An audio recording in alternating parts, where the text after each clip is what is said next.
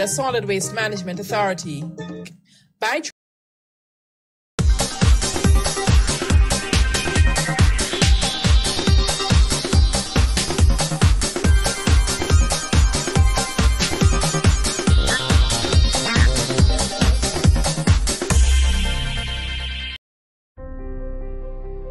It is said that education is the key to success. The Grenada Development Bank believes this to be the truth, hence the reason we have made it our prerogative to ensure that your key is in safe hands with us.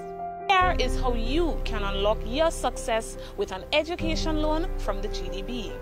We offer you 3 loan options. We've got our regular student loan, our work-study student loan, and our special student loan.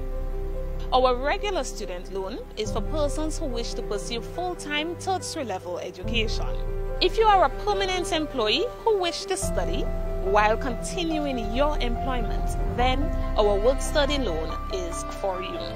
Our special student loan is in collaboration with the government of Grenada, geared towards vulnerable persons who would like to pursue higher level education. Remember, you must have proof of admission from a recognized institution here at home or abroad.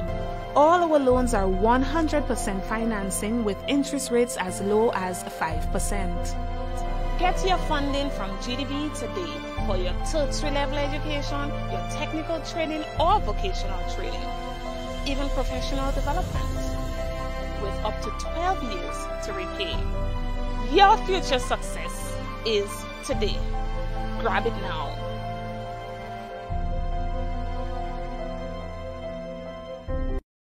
Stay up to date with all that's happening with the new national party, NNP. Send us a message via text or WhatsApp on 405-8683 with your name, email, and constituency. Stay in the know with NNP. Get updated.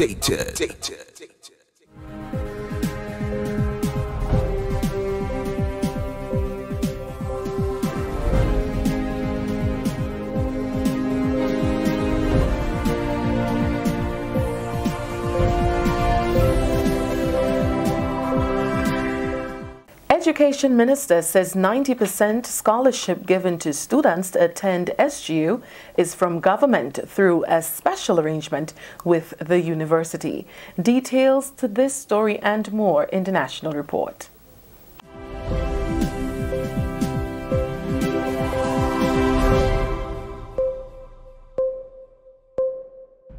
With the details to the news for Wednesday, September 5th, 2018, I am Abigail McIntyre.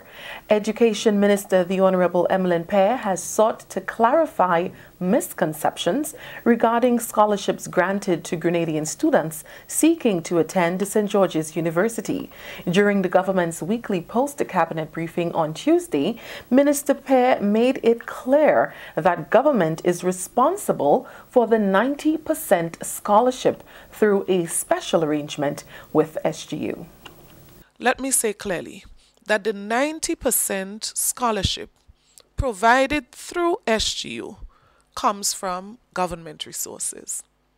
Government would have made a special arrangement with St. George's University through indirect means such as concessions and otherwise, that all of these monies will be placed in a special fund to accommodate students who are Grenadians applying to attend SGU. It means, therefore, that a child from Moncton or a child from Mackay in St. Andrew who travels to SGU and is told that they can receive a 90% scholarship from SGU, that is compliment the government of Grenada. Minister Pear explained that further assistance by the government in the form of an additional 10% is granted to those students from very rural communities whose parents in most cases are unemployed. That misconception that I referred to would have led even persons who are employed to believe that that 10% can be covered by government. I wish to clarify that government is in no position at this time financially to accept requests from every person going to SGU for that 10% because government would have already made special arrangement for that 90% scholarship. A decision was taken in Cabinet to implement a revised policy regarding tuition assistance, particularly for students attending the SGU. 29 years after its first visit to Grenada, the Children's Health Organization for Relief and Educational Services, also known as CHORS, a non-profit health organization based in Jacksonville, Florida, has come with a significant donation of a telemedicine unit for the General Hospital. CHORS Grenada support group is led by pediatric doctor Beverly Nelson. We have a new telemedicine that will be installed at the hospital, which is a product of this CHORS mission. And we have 3 IT specialists, telemedicine specialists coming in to install the unit and then educate us on how to run the unit. So it's stationed at the hospital and it's in, and they've done some dry runs over the last day or so, and now it's just to start the training over the next 2 days in terms of our staff. Dr. Nelson says the unit is extremely important as it will enable faster diagnosis of patients. And hook up with the cardiologist in Jacksonville. He can view the baby in real time. We can put the echo probe on the chest and he can see the heart in real time, and he can give us assistance and say to us, okay, we need to have this child now. This does not look good, whereas before we're doing everything, maybe we're sending an x-ray or whatever, but to see the baby in real time makes a difference. The equipment will be officially handed over at the General Hospital on Friday morning. This is the National Report. More news after the break. The safety on our roads make this a major priority. Health of our people, a crucial necessity. Accidents happen when road users are either irresponsible or inconsiderate in one way or the other. Play your part. Reduce your speed. Be attentive. It is your personal responsibility. Let 2017 be the start of no more road fatalities. Be safe, be seen, be smart. So let's wise up as a nation. Get to your destination safe.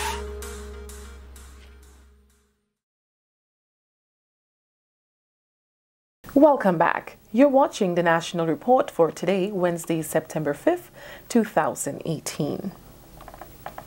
The management and staff of the Royal Grenada Police Force and the National Disaster Management Agency are mourning the loss of their friend and colleague, Corporal Jerry Lewis.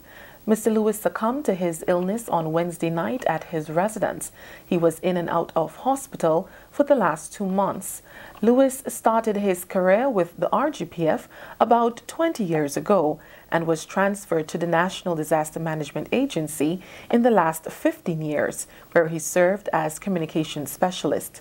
Minister with responsibility for information and disaster management, Senator Dr. Winston Garway, says he will be greatly missed. I will miss Jerry because he has demonstrated over the years a commitment to the process, and this is something that you can't teach someone. They grow into it. And for this, it touched me hard because only yesterday I had a discussion with the PS as it relates to his condition, and we were looking to provide some additional assistance with therapy. And I remember saying to her, ask the wife if she had the report so I wanted to seek additional assistance for him, additional medical assistance, but it wasn't to be. Coordinator of the National Disaster Management Agency, Sylvan McIntyre, says he has been a very positive and influential employee and friend. He says the staff was hopeful for the return of a healthy individual. This morning we just signed off on a card, expressing our wishes for him to return to work. And one of the things I did indicate that we miss you as our communications person and as our handyman. He was just the person who tried to fix and get everything done. I'm sure his passing really is a great loss for us. Lewis was described by both Garway and McIntyre as a knowledgeable worker, passionate about his field, evident in the State of Affairs interview with Jerry back in 2017.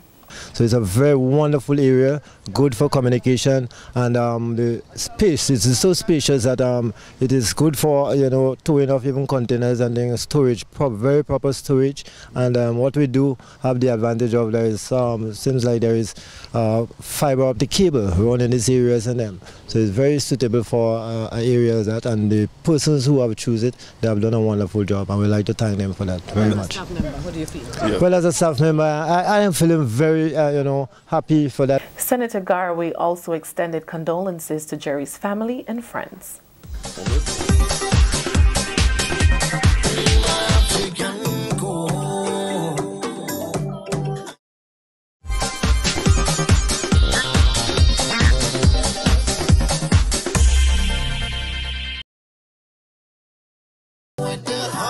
And good morning to you, Grenada, Carriacou, Pity Martinique. Once again, it is time for Hard Talk. My name is Sheldon Scott. I'm Devon Romain. And who is you again? Michelle Sabrina. Put that microphone closer to you. Pull the microphone closer to you. I'll pull a bit here. Yeah, let me raise your volume a little bit. Yeah, and you is our Michelle Sabrina Alexander. That's who you is, child? Yes. Okay, nice, right, beautiful. Right, folks. Yeah, you realize it's four of us in studio. The next man, he have a microphone in front of him, but you're right there. Right, Mr. Technical Man himself, right? Folks, it is Hard Talk. We're live on 97.5 City Sound FM. 89.5 CRFM. 92.2 out there. No, 92.9. 92.9? Yes. 92. That's Carriacou, excuse me. 92.9 out there in Carriacou and Pity Martinique, broadcasting from beautiful Hillsborough. And 94.9 We Vibes Radio in Brooklyn. Good morning to all of you, wherever you are. Special good morning to everyone in the live so far. Hey, Najuma, good morning to you, my dear. How is Shiloh? I think we have a big announcement to make. Yeah, huge. Miss Robertson, can you give us a call, please? Let's deal with that one, and then we're going to get into the discussion with Michelle. I think we had to have more than one program with Michelle. Michelle is a kind of person. We just have to have about 3-4 programs with Michelle. We can't have one. Yeah, we need about 9 before the end of the year. Oh, yeah? Mm-hmm. And we're going to bring Michelle and Shiloh at the same time. Yeah. We're going to bring Michelle and Shiloh at the same time. Philo. Hi, Naju. I hope my little girl is doing fine. Philo, can you give us a call, please? Yes, can you give us a call, please, Philo? Yes, nice. Beautiful. Yeah, you start to call Kish Kish like that sometime. Yes. Hey, good morning, Kish Kish. Hey, Phil. And yes, Kish Kish was listening to us. Yeah, she did hear us. I met her yesterday. Kish Kish was listening. She was, right. with that broad smile on her face. Good morning to you, beautiful Kish. person inside and out. Jeez. Yeah, just a beautiful person inside and out. We have a call online. Good morning. Good morning. You see, all we does have to do is good morning to you, Miss Robertson. How is your day going? Pretty good so far. Morning of very exciting news here at the Prime Minister's office. So I'm hearing, but could you tell the public? We haven't said anything, but we can allow you to announce it. Yes. Well, it is with great pleasure then. Okay, so we've just had a press conference here this morning. The U.S. Ambassador to Grenada, Miss Linda Tagliatella, she had a courtesy call with the Prime Minister this morning, and then subsequent to that, we hosted a press briefing. After that briefing, it was announced that Grenadians who are already in possession of a visa, a U.S. visa that is, and needs it renewed, they no longer have to travel to Barbados to get that done. Now, I'm sure this is very exciting and this is very welcome news because, first of all, we know the cost of traveling to Barbados, then the cost of accommodation if we need to stay overnight. Mm-hmm. So that now will no longer be necessary. And that will, in fact, come into effect on Monday. So it's almost immediate. Wow. Yes. So like Monday, if I had to go Monday and fly, I don't need to fly again. Well, I'm not sure what would happen if Well, if you already had a booking, is one thing. If you have already applied and have had an appointment set, I'm not sure. That's probably a question that we will need to clarify. But going forward, effective Monday, if you have to renew your U.S. visa in the same visa category, I will add, right? So if you have a visitor's visa, it has expired and you want to renew it, you no longer have to go to Barbados. You do the same procedure online, right? But then you can just courier the passport, send the passport via mail to Barbados or whatever process is used by the embassy. Yeah. You send the passport and they will process. So this only applies to renewal of visas? This only applies to renewals. If you're doing a new visa as the ambassador, if you're applying for as a first-time visa applicant, you would need to go to the embassy because, of course, they need to do the fingerprints and all of that. But for renewals, you no longer have to go. And it's renewals within the same category. And it's also worthy to note here that your visa has to be within the last year, expired within the last year. If it's longer than that, you'd probably have to redo the entire process, meaning you would have to go to Barbados. No, my heart just dropped there because I think mine expired a year before. So, oh my goodness. Wow. That's a question. She made mention of it, but of course, as time goes along, we'll get further clarity on these things. The U.S. Embassy has a website. They have a Facebook page, so you can always go on there for additional information. She mentioned that after the first week of operation, they will have like a question and answer segment. So something like that, I'm sure, will come up. A question will come up, and you'll be able to see the response there, so whether it is on the website or on their Facebook page or whatever other medium they use. But it's certainly very welcome news, and Prime Minister Dr. Keith Mitchell, he said it's really indicative of the efforts that Grenada has been making with regard to ensuring that security is first and foremost. Because if you're not doing that, a country like the United States will not look to offer you this kind of initiative. So it speaks very well to what we're doing here in Grenada, and it speaks well as also to the level of relations between Washington and Grenada. Mm-hmm. Even though a lot of people does say some stuff about my president, so anyhow, especially Devon and them. I am not going to get into that. Please don't get into it. No, leave that me and Devon. Say that one. But that's absolutely wonderful news. I know it's going to be saving many hundreds of Grenadians thousands upon thousands of dollars that they would otherwise have had to put out to, one, travel to Barbados and the inconvenience of having to do that. And secondly, in many instances, having to overnight in Barbados and so on. Most definitely. And the Prime Minister made reference to that. He welcomed it wholeheartedly, especially, for folks who may not have like a friend or a relative in Barbados who you can, go by to spend a night or two. Mm-hmm. You have to pay the airfare, you have to pay the hotel cost, so it's going to be saving persons a lot of money. Yes, indeed. And from that perspective, he's very excited to have this announcement here today. Yes, indeed. What else is happening at the Prime Minister's Ministry, Government of Grenada? Since we have you on the line, we're going to make use of the opportunity. Most definitely. I don't get to call into you often enough, but I sure welcome the opportunity to share with you some other things that are happening. This week, you would have heard that the Integrity Commission is actually spearheading the investigation into the operations at the MNIB. Some persons may recall that some weeks ago, Prime Minister said that Cabinet had approved his recommendation for such an inquiry. But this week, he actually yielded to the inquiry that is being conducted by the Integrity Commission, because they announced earlier this week that they have started. And we must remember, too, that the Integrity Commission is an independent body. So earlier this week, Prime Minister Dr. Keith Mitchell and Attorney General Sir Lawrence Joseph, they hosted a part of the press briefing that we had on Tuesday and explained that is actually within the remit of the Integrity Commission to conduct such an inquiry. So then it is no longer for government per se to undertake such an investigation, because of course it will be duplicating efforts and a waste of resources. So just to confirm, that the Integrity Commission is spearheading that investigation, and Prime Minister Dr. Keith Mitchell, who has responsibility now for the MNIB, he has said that he's willing to be questioned by the investigators of the commission if that in fact becomes necessary. He says no person will be above the law. So the commission, they are going full speed ahead. The investigation started in August, and it should run for about 3 months or so.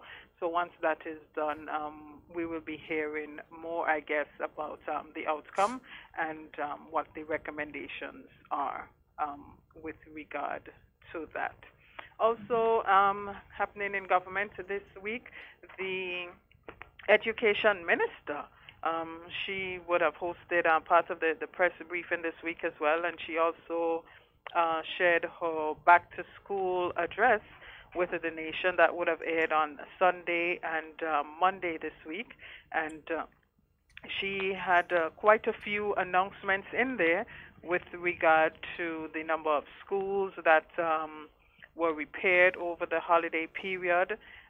She also spoke to some extent about the school uniform policy and the fact that there is a procedure that needs to be followed. So a school should not take it upon themselves to arbitrarily change their school uniform, but an application would have to be made to the ministry and a decision taken before any such thing can be done. There was also talk of a CDB project that is underway, and it will see the reconstruction of 3 additional schools. So we had news of that as well. So lots of developments happening in the education sector, and we were made privy to that this week. Any questions from your end? No, I think we had that one very, very, very clear. I think the education minister was clear on that, as well as the issue of scholarships, especially through the St. George University. Right. And the issue, because I think a lot of persons got confused when they go to the SGU and they get that letter about the 90%. Mm-hmm. I think a lot of them got confused thinking that that's the university doing that. Right, and then the 10% they come to government. I'm glad that you raised that point, because it's very, very important. The 90% scholarship that is afforded by SGU is actually government that is providing that scholarship through whatever arrangements it would have had with the university, whether that be through concessions that is granted to the institution, that kind of thing. So there's arrangement in place. But government is actually footing the bill. So some persons are still coming then to the government thinking, okay, so SGU has given me 90%. Can the government give me the 10%? But really and truly, in fact, it's the government that is providing via an arrangement with SGU, providing that 90%. There are cases where government is actually funding the 10%. There are families that are absolutely vulnerable, and students and their parents and other family members simply cannot afford.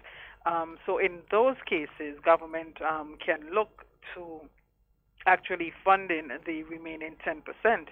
But it is important, that persons take some responsibility for their education. The Prime Minister has made the point that if you were to travel to go to school, you come back home with thousands of dollars in debt. Mm-hmm. So having a 90% scholarship to study at home, you're already being given a very large piece of the pie. So if you can, they are urging that you do see how between yourself, parents, family members, you can make that remaining 10% and leave the government assistance to persons who are absolutely vulnerable and cannot afford, but really do want to take advantage of the opportunity to study here at home. Okay, wonderful. All right, we know it's going to be a busy morning for you. Definitely. Especially with that news coming out and the various media attempting to contact and so on. So we won't take up much more of your time. And we'd like to thank you so very much for being here with us this morning. Thank you for having me. As usual, you could keep the number on speed dial. Yes. Yeah, you could keep the number on speed dial. Will. All right. Okay. Thank you so very much. Okay, you're welcome. Bye-bye. Take care. All right. Yeah, we've been speaking to a press secretary to the Prime Minister, Miss Philomena Robertson, and she has just confirmed that wonderful news. Trying to pronounce I was practicing to pronounce the ambassador name, but it's kind of difficult. Don't forget that. Yeah, but let's make sure that you all understand something. One, it does not mean now that you have to go to the U.S. Embassy here in Grenada. There's no necessity for that. Yeah? So you do not have to do the interview part again. So once your U.S. visa has expired within the last year and it needs to be renewed, you no longer have to go to Barbados. So you don't have to buy no ticket. You don't have to make no appointment. You don't have to appear in person again. Your visa can now be renewed online. So you send your information the same way you usually do. You go online and you apply and so on, and you can send your documentation via quick pack. Doesn't be so quick now, but what's the next one they have there? DHL and FedEx. Yeah, you could try FedEx and DHL. Quick pack, sometime he quick, sometime he ain't too quick. I'm talking from experience. Slow pack. By sometime that is by quick park, more like it park up somewhere. It doesn't days you're waiting. But anyhow, but you can send it via courier. So there is Liat Quick Pack, DHL and FedEx that you would be able to use to send that over to Barbados. So it's going to be helpful for a lot of you who are wondering, and we're going to broadcast that press conference at the end of the program today, Mr. Technical Man. Yeah, we're going to broadcast the press conference to the Prime Minister, the U.S. Ambassador, and so at the end, I just sent the video with you. There's no audio on it? GIS. Yes, send Nazim the audio, please. The video, please. Send the proper thing. Right, nice. Okay, so you send on your axe there, ting and ting with the ting. Nice thing, right. Yes.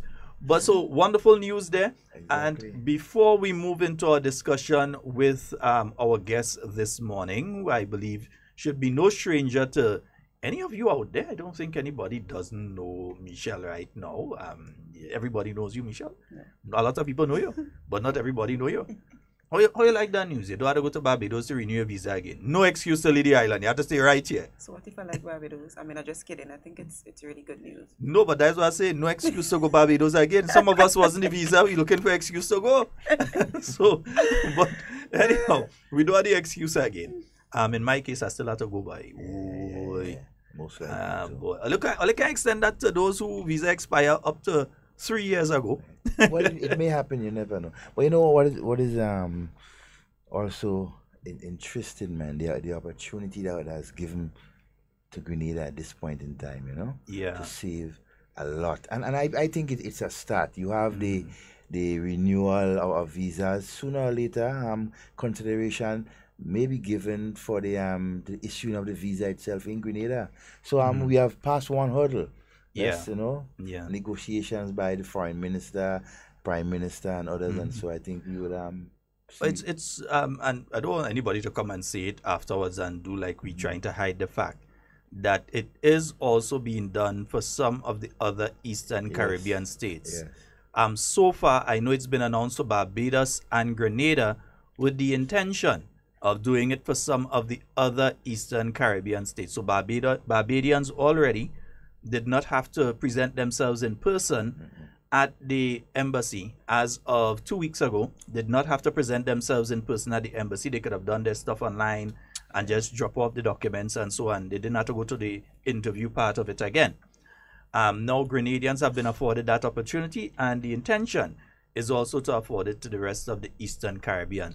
But it's also based on the fact that we're a peaceful people. We're a peaceful zone, and as such, we're not seen as a threat and that kind of thing, right? So they could do that for us. Security consideration is on the top of that. Yeah. Of that whole lists. And so once the security, in their view, is up to mark to their standard, then it's most likely that they will extend those facilities and so to you. Okay. Folks, just need to announce these meetings that are going to be taking place today and Saturday. Before we get into that discussion, St. Andrew Southeast, that's going to be taking place in Hope, the Honorable Emlyn Pearce. St. George Northwest, Prime Minister Dr. Right Honorable Keith Mitchell, they'll be at the Fontenoy Community Center. South St. George, they'll be in the Limes this evening. And in St. John, they're going to be at the St. John Anglican School. That's been changed there, so it's now at the St. John Anglican School. On Saturday, St. Andrew Northwest and Northeast, they have a joint meeting at the Parakeet Government. And St. Mark, they'll be at the Moran Community Center. And in St. Patrick East, they'll be at the Dega Bus Shed. In Carriacou, good morning to you, the Honorable Kindra Mathurin Stewart. And good morning to all of you out there in Carriacou. They'll be at the Leicester Rosary Government School on Saturday. So they're going down in Leicester on Saturday. No, we're not playing no parang today. No parang. Only nearly get me in trouble. I'm not playing parang today. Right. But Sheldon, stick a pin. I've not heard Southwest St. Andrews. It's an updated list. It's an updated list where you didn't hear Indy. Okay. So yeah. So St. Andrew Southeast, they're in Hope. St. George Northwest, they're in Fontenoy Community Center. South St. George are in the Limes. St. John, they are at the St. John Anglican School. All of them starting at 6 p.m. today. And on Saturday, St. Andrew Northwest and Northeast, they are at the Paraclete Government. St. Mark, they are at the Moran Community Center. St. Patrick East at the Dega Bus Shed. And Carriacou Petit Martinique at the Leicester Rosary Government School. So that will be taking place. Nice, beautiful, nice. We're going to move on. Michelle, how are you? I don't think people are hearing me, so I need to fix the mic. No, we need to bring the mic closer to you. Yeah, bring the mic closer to you. See, you're so afraid the mic. Bring the mic closer. You told me to don't come too close to the mic earlier on, Sheldon. No, you do You're that. trying to time you. No, this. Do that. Once you're within that distance there, see that distance there? So I guess I'm good now. Yeah, they're hearing you now. I'm not sure. And don't say people, say Juma not hearing. Yeah, well, if not Juma not hearing, that means everybody's not hearing. No, only Juma complaining. Who else you see complaining there? Oh. Yeah. Tell us, Mish talking in mic. Hey, well, Najuma, behave yourself I now. think the mic is low. Or maybe Najuma volume. Look the volume up there, you know. Najuma. Okay, well, maybe. Najuma is paying particular attention to how she presents herself, you know. Michelle, it's now 45 minutes after the hour, 10 o'clock, 15 minutes going up to the 11 o'clock hour. Michelle, Hi. Tell the Grenadian people who is Michelle Sabrina. I would have gone and use the next name, but it's a fake name. It starts with an N. But anyhow, yeah, that's fake. Nefertiri is not your name. Oh, who told you that? Anyway, Michelle Sabrina Nefertiri Alexander. Yes. Right. Tell the Grenadian people exactly who you are, where you're from. Okay, so who am I? As mentioned by the host, Michelle Sabrina Alexander Nefertari. Let me push that in there. I am from the village of Richmond, St. Andrew. Most people don't really associate with that place. So it's between La Digue and the Blando. I'm a student at the St. George's University, where I pursue a double major in the field of sociology and psychology, with the hope of being a child psychologist and researcher. I'm employed at the Grand Bacolet Juvenile and Rehabilitation Center, where I work as a teacher. I'm a sexual abuse survivor, advocate, and an author. So I use my writing skills to bring awareness to the issue of child sexual abuse. Mm-hmm. So you're an advocate for child sexual abuse. What are some of the things you've been doing lately? We hear you was on the road, carnival, all kind of thing. What were you doing carnival time? I was doing the same thing everybody does do carnival time, having fun. Just having fun. Mm-hmm. Yeah, you're the first runner-up in the National Queen Show. That's correct. Yeah. Why? I mean, come on. Why you go and get involved in the Queen Show and find people pointing finger at you and all kind of thing and saying all kind of thing about you when you're on stage? Okay, first off, I cannot change the perception of others, how they see me. I could only, look at how I see myself. And the Queen Show was to use it as a platform to bring even more awareness to the issue of sexual abuse, because there are some unconscious standards that society set for what survivors can achieve. So it was about breaking that barrier, bringing more awareness to the topic, and even to contributing to my personal growth, because most people see me as being brave, but I'm a little bit shy. And I think on that... That's why you're afraid to talk in the mic. Afraid to talk in the mic, no. But on that night, I was able to be confident. And I didn't do that alone. I had a very strong team that comprised of Najuma Mac, of course, who could be very, very hard. Oh, you hear what I say? You didn't say that one loud enough. I mean, she pushes. If she see talent within someone, she pushes, and I really, really appreciate that. So the Queen Show was a wonderful experience, and although I didn't live with the crown, I left with a lot of experience that would take me through this journey called life. A crown doesn't necessarily mean that you win the competition, you know. Having achieved what you went to achieve sometime is winning. So that was my crowning moment. And I think you achieved what you went out there to achieve. I did. Yeah. So you're a sexual abuse survivor. Give us the story. Some people may not know. Okay. But if they feel afraid to talk about that, no, we're talking about that. Hey, what about you? Go ahead. Okay, so at the tender age, and I use the word tender because the tender age of 10, this is normally a period where children embrace their childhood. I mean, enjoying all the things that childhood have to offer. And at that time, I became a victim of child sexual abuse. It was someone I love, someone I trust, someone I had looked up to. And when it happened, it was during a time when the whole issue of sexual abuse was a taboo topic. It wasn't something that community members were willing to speak about, parents were willing to acknowledge or accept, or even teachers able to confront or deal with. So while sexual abuse was one of the factors affecting me, I also had to suffer by being silent, developing a low self-esteem, developing a low self-concept, being suicidal. And my abuse continued for 4 long years. And it was the slowest, most darkest, most difficult period of my life. I mean, I think what was more hurtful was not having anyone to turn to or anyone to confide in other than God, and believing in that superior being that one day it would come to an end and one day I would have the strength. And as I mentioned about the whole issue being taboo, back then, when you tried to speak about an issue like that, it wasn't an instance of your, let's say, stepfather, uncle, father, whosoever the perpetrator was, abusing you. It was a matter of you taking them, and I'm in colloquial terms. So the victim had to carry all the blame, all the pain, all the shame. So it was very, very difficult. Yeah, because and it still happens in a lot of our communities that people tend to victim blame and shame, and instead of to deal with the perpetrator themselves, they want to deal with the victim. Oh, she accustomed. Oh, that is, she did with your uncle, she did with this, she did with that, and that sort of thing. Yeah, that's the stigma. And that still continues a lot. Do you think it's changing, though? Do you think that perception is changing in our Grenadian society as a person who has been viewing it from then to now? Is that perception changing? I'm happy to say that it is changing, but we have a long way to go. It's still a hush-hush situation, and I think there are many factors contributing to it being a hush-hush. And, well, forgive me because I'm a plain speaker. Yeah, say what you have to say. So, for example, one of the things that I have observed, well, let me talk about the good before I really address the bad. So I like to be balanced in my critiques. Right, so there have been a lot of efforts to deal with the issue of child sexual abuse compared from then to now. I think society on a whole is more willing to accept and speak about the issue. So back then when persons were afraid to address it, I think there is more conversation from a policymaker level to even in schools, because one of the things I do as an advocate is go to the schools and speak to children about the importance of speaking out, the importance of embracing their truth, the importance of healing.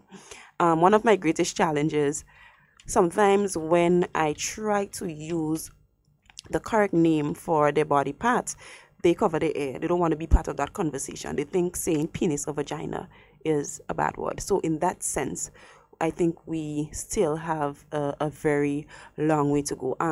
There are efforts, and I must applaud Minister Delma Thomas. I think she is doing a lot in her capacity to deal with the issue of child sexual abuse. But what I think needs to be done, we need to see a safe house for victims.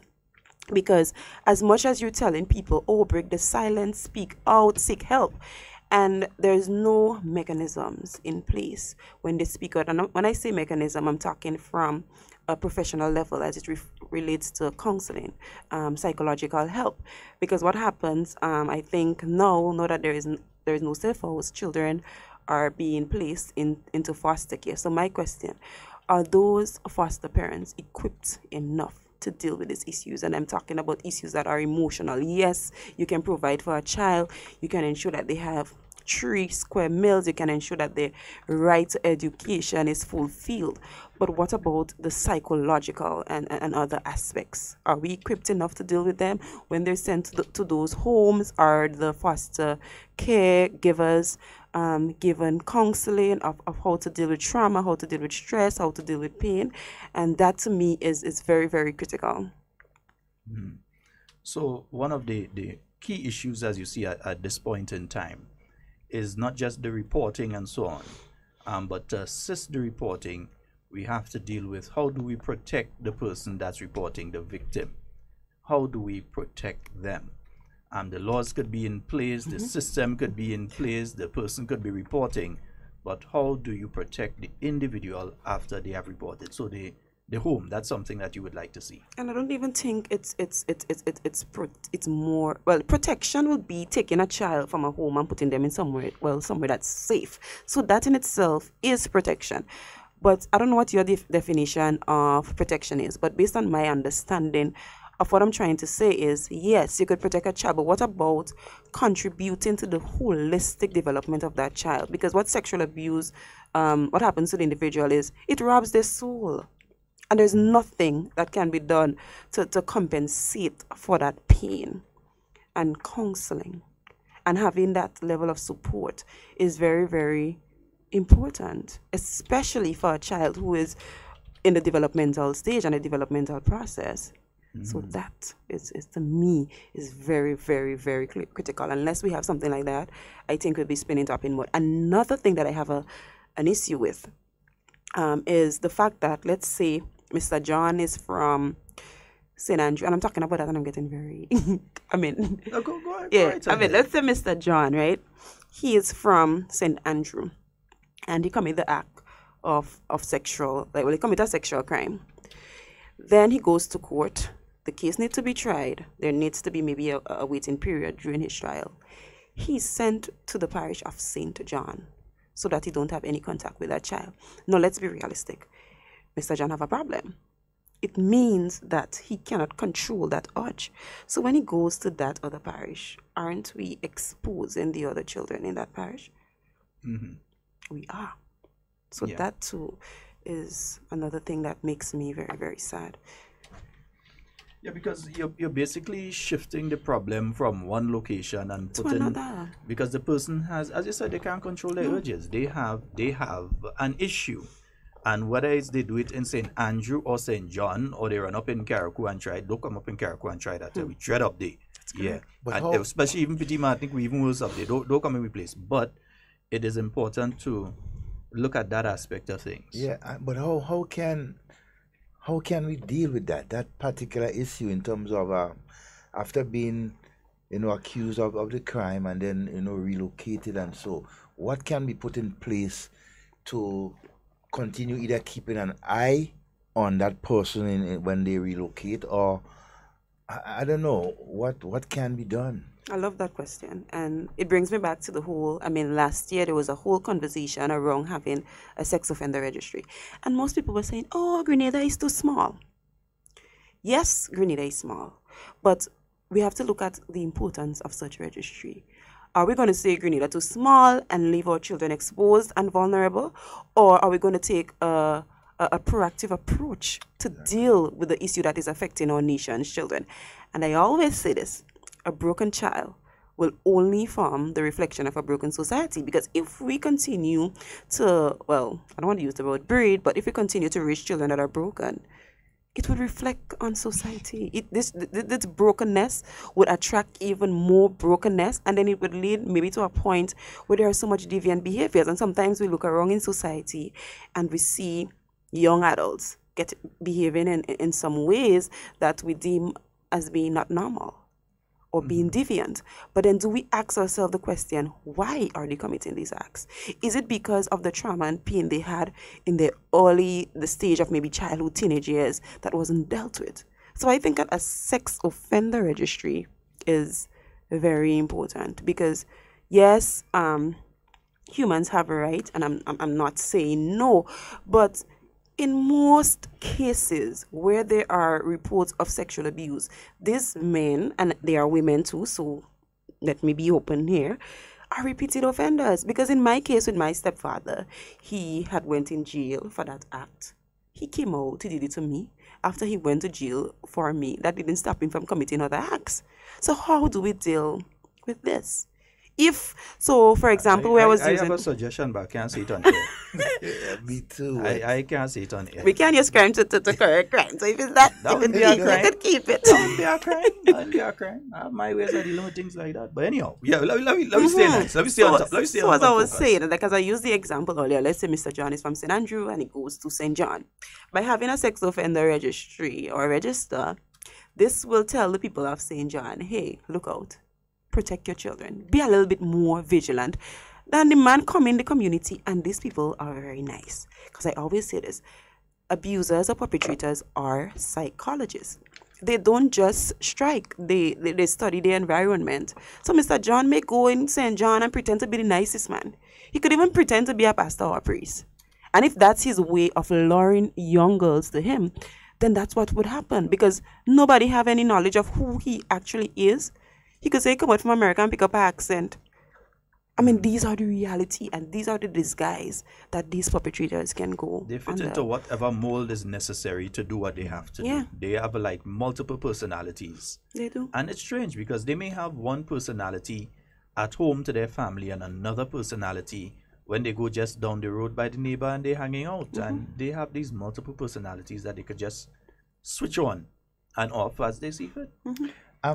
I just want to sort of interject. In trying to be fair, right? And so, because even the offenders, they have rights, on the law. No.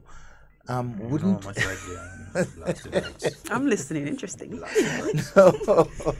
Go ahead. No, but for example, someone may commit that act once, okay, for a first time. He's been relocated. But he is making that effort to make that change by doing what is necessary provided for him. For example, counseling. He's doing whatever it takes and so on. And so shouldn't we again? That's where everything comes. Shouldn't we also stretch out a hand to make sure that that person stays on the right track? By whatever ways we can, because genuinely there are persons who may commit a crime and may not even go back and do it under proper supervision, So I just throw that out for what it's worth. Okay, so I think that's a very, very good and interesting question. However, this is my question to you. Do we have that level of rehabilitation in place where we as a society, when I say we, I mean the society, the trial and state of Grenada, Carriacou, and Petite Martinique, can offer that kind of help to perpetrators? If we do, I would say yes. Give them a second chance. But how do we measure whether or not, well, you agreed with me that we don't have those kind of rehabilitation measures in place. So I don't think my other question would be quite relevant. Well, let me say this though. Looking at the entire issue, all human beings, regardless of if they commit a crime or not, they have basic fundamental rights. Yeah, okay, we understand that. Everybody, according to the Constitution, has basic fundamental rights, some of which they can be deprived of because the Constitution makes provision for that. You can be deprived of your rights because, for instance, you can be hung by the neck until dead or otherwise executed by firing squad or so on, in the state of Grenada, under the Constitution. Yeah, so you could be deprived. You have a right to life, but according to, if you breach certain things, you treason and so on, you can be executed. You have a right to freedom of movement, but your right to freedom of movement, if you commit a crime, is removed. So you go and you sit down in Richmond Hill Prison for a length of time. And your right of freedom, even though it may be restricted from you under the court, it also restricts you from being able to just walk into my house when you feel like it. So you have your rights, you have your basic fundamental rights. But those rights come with a certain level of responsibility and restrictions. In any country on earth. That's not just Grenada, that's on any country on earth. And as such, when we speak about the sexual offenders registry and saying that we're too much of a small society, and folks, we're going to open the phone lines in a while. I've seen both lines lighting up like Christmas tree. Hold on, we're coming to the calls. I believe that we need the registry. I do not believe we're too small.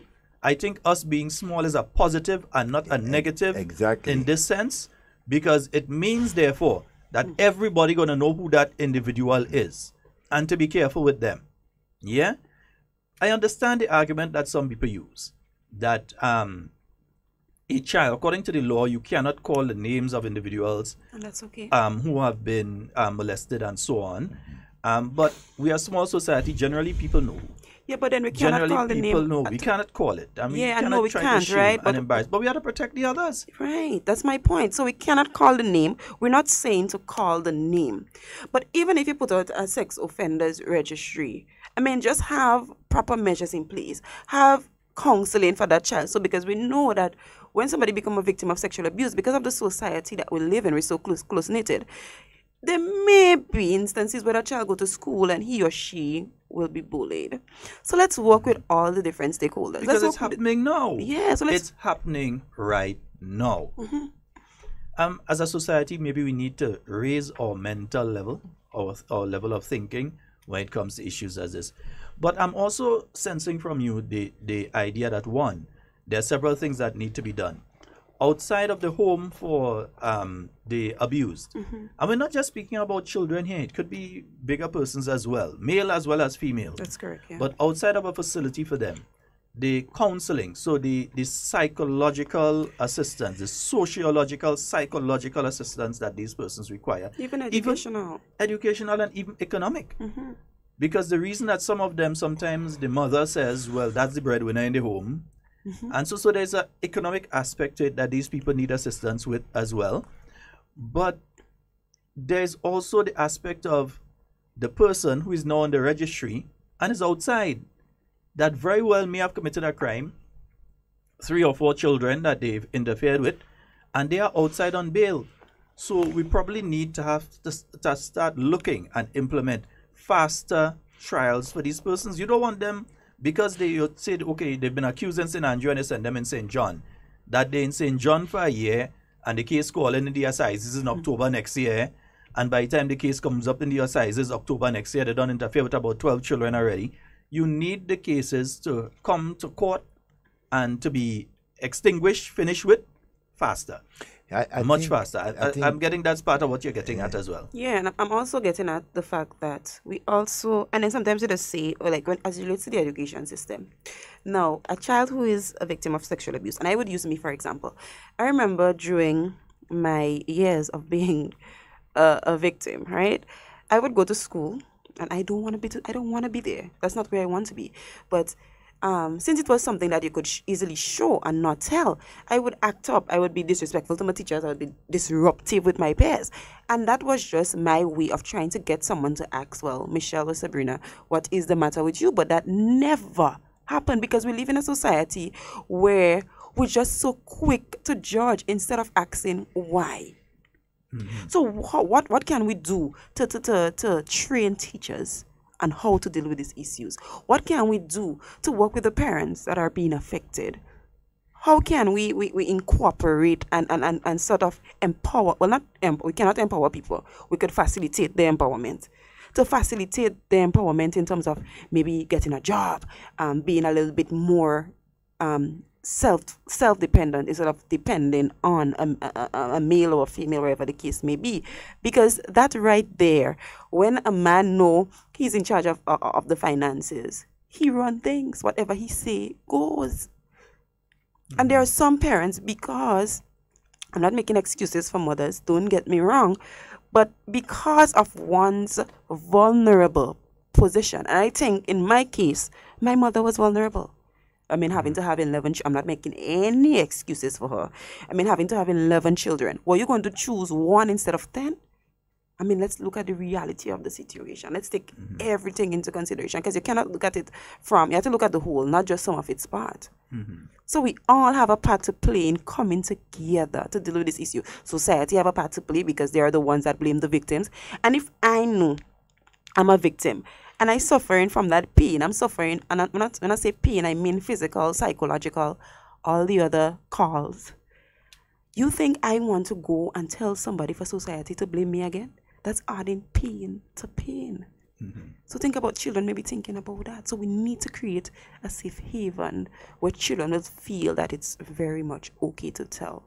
And where adults should be free to go out and seek counseling and not be afraid that this person go here, what happened to me, and this kind of thing when it comes to confidentiality. Have we seen situations over the years as a person who's been involved in this particular field, and we need to congratulate you, Michelle, as these things have been happening under the carpet for many, many years here in Grenada.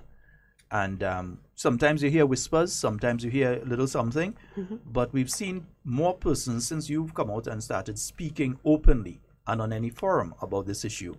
And I purposely didn't want you and everybody else have you all over the place. No.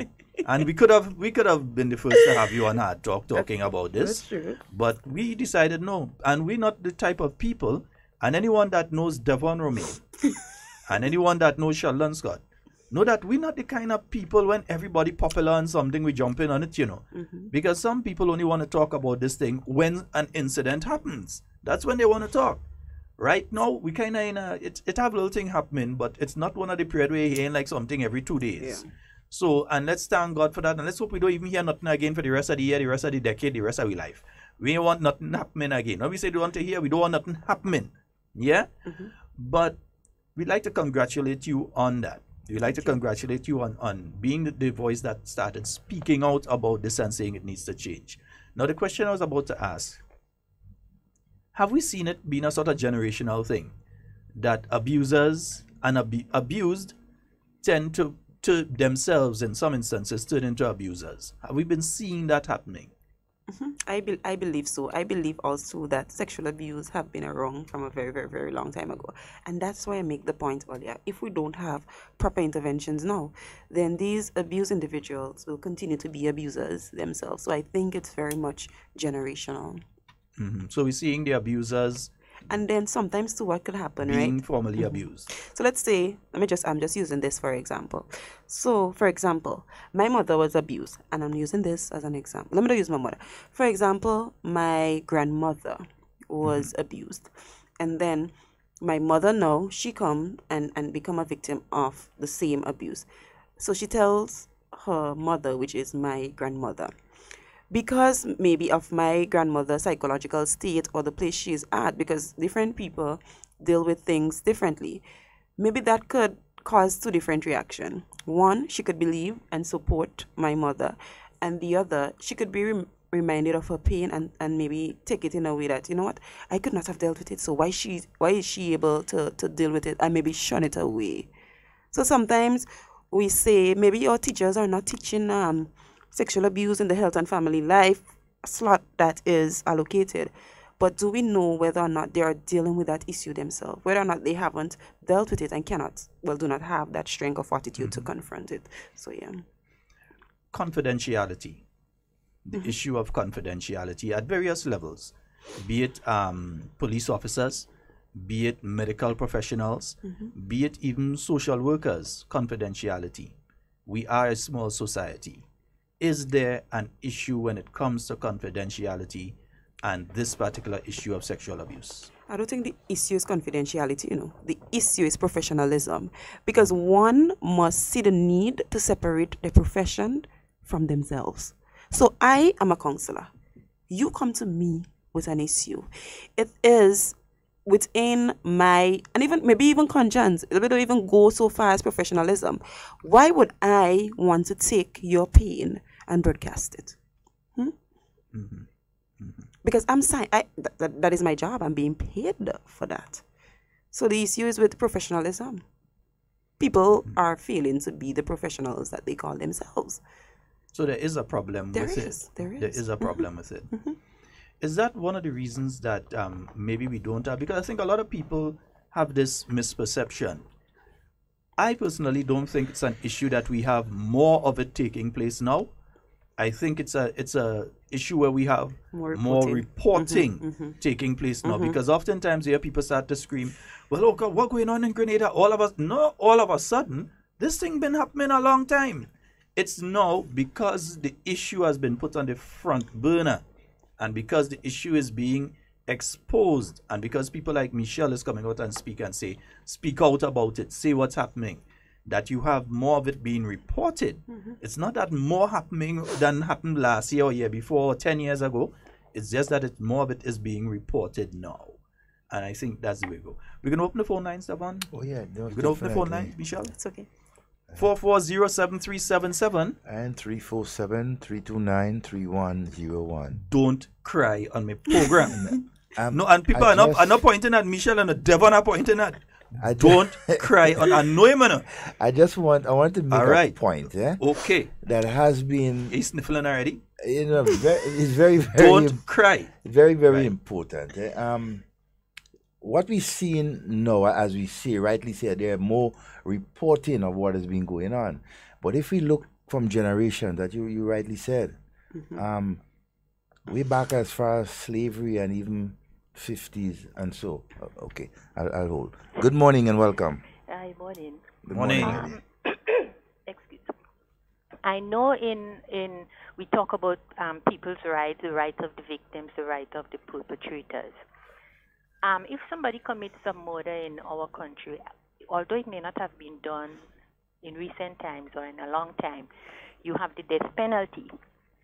What about in this case of sexual abuse and the fact that somebody can do it over and over, and the fact that, because somebody mentioned on the program that you say that they couldn't help themselves or something to that effect. What about castration? I guarantee you castrate one man in this country and nobody else is doing it again.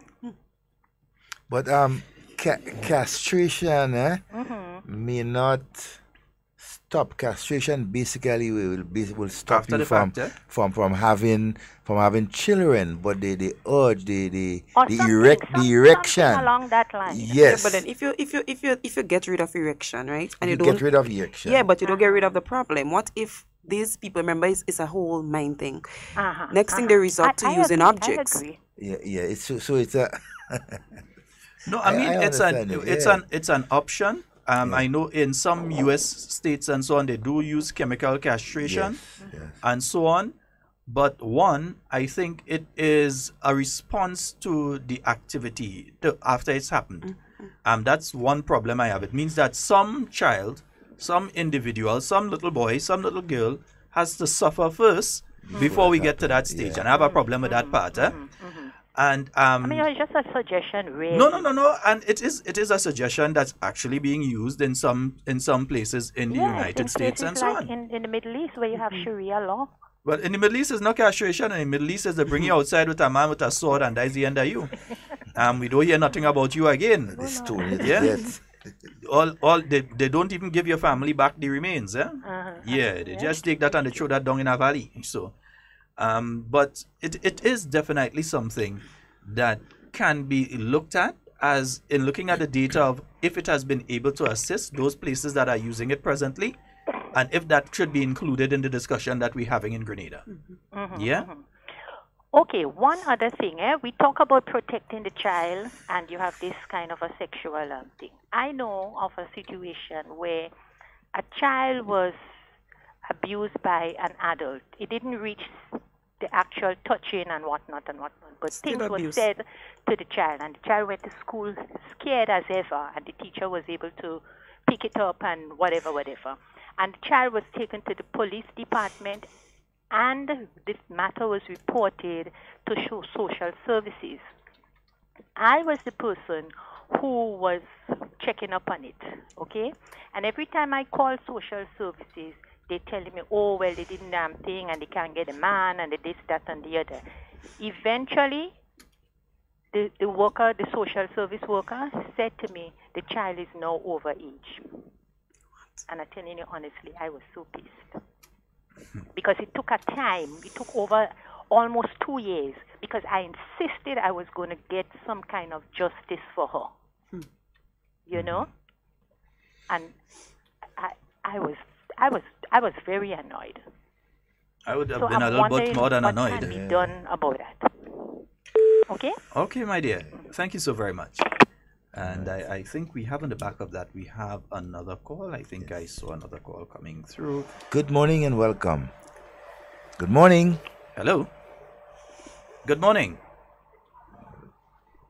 Hello, good morning. Hello, good morning. Yes, you're a live caller. Go right ahead. Yeah, I just want to find out something. Who is responsible for marketing ingredients as agricultural produce? We're not discussing that issue today, sir. Hello? My friend, if you're listening to the program, that's not the issue for discussion today. So give us a call on that next week.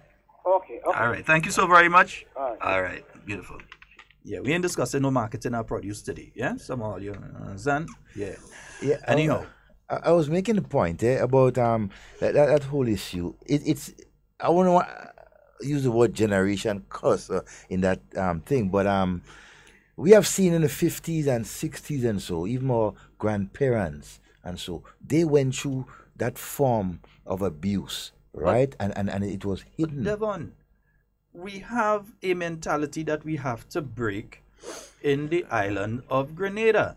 We have this stupidness that some people do. Not some of us, because I'm not one of them.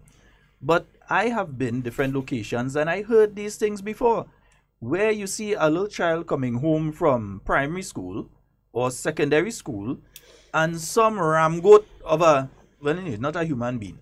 But anyway, some sort of, I don't even want to call them an individual. I know what to call them. We'll see the child passing down and make the statement, one more guava season or one more mango season. And you might hear the next one respond, one more mango season, boy, that ready to eat right now. For lunchtime. That's the sort of thing. After 12 is lunch.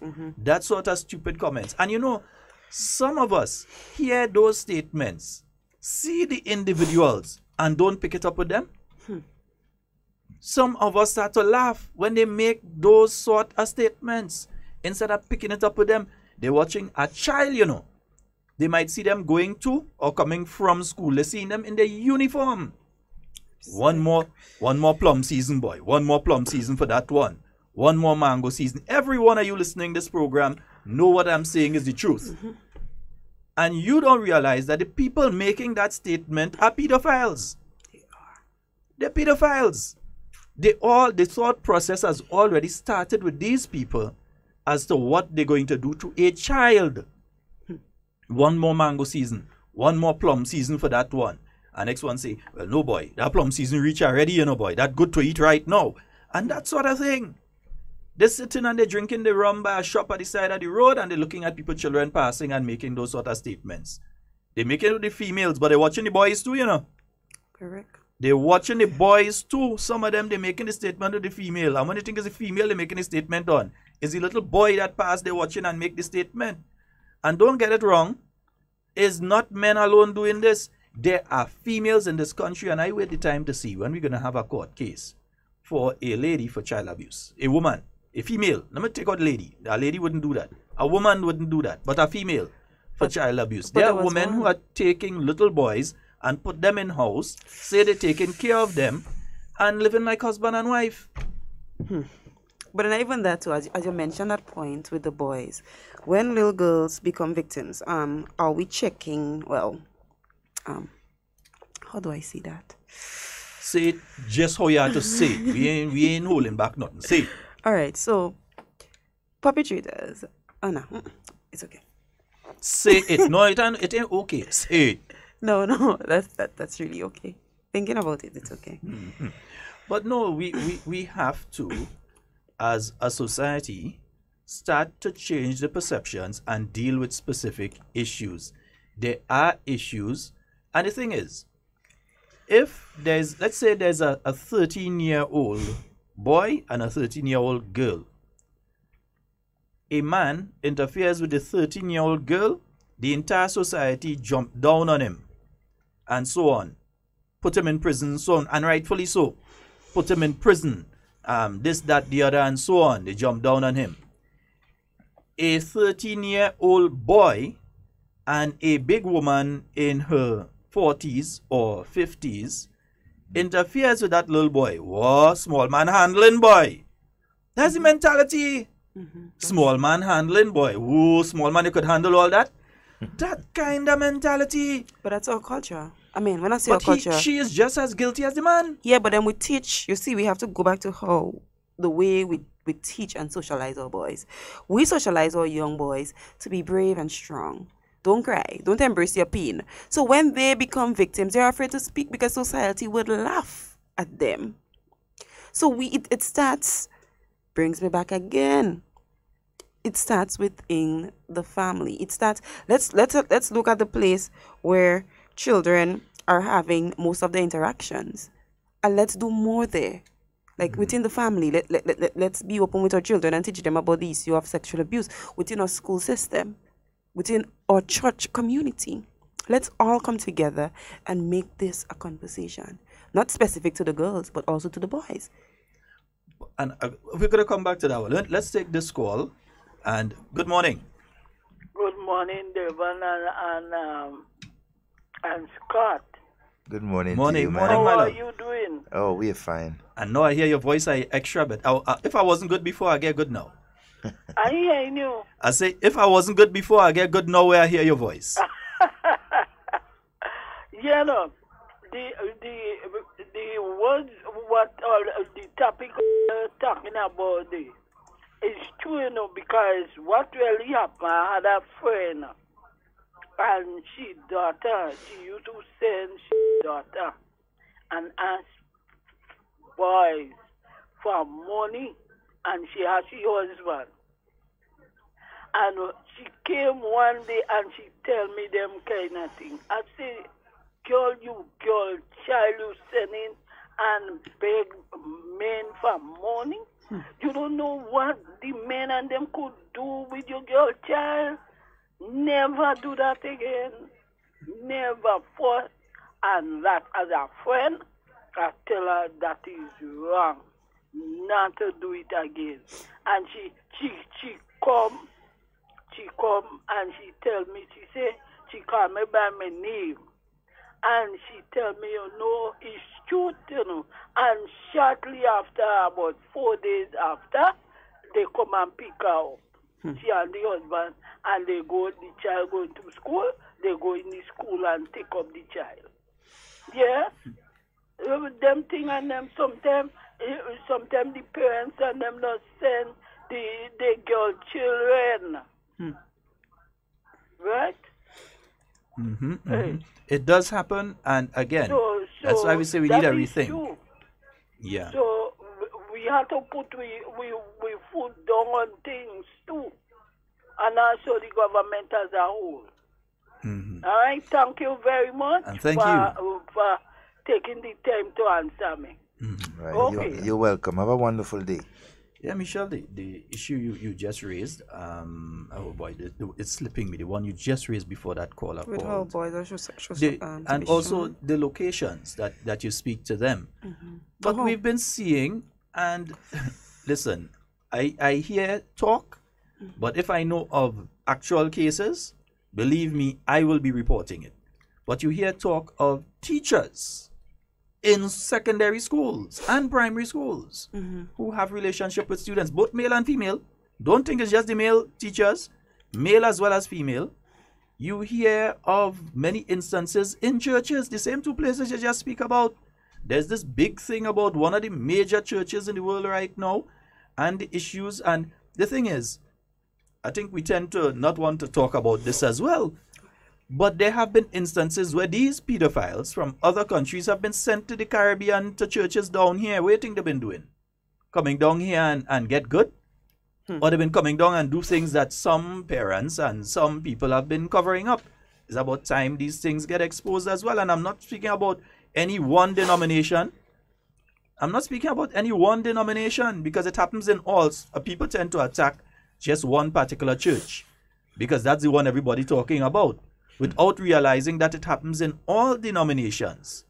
And we're not saying that every church, that's what's going on in every church and every person who is a religious leader in every church, but it happens.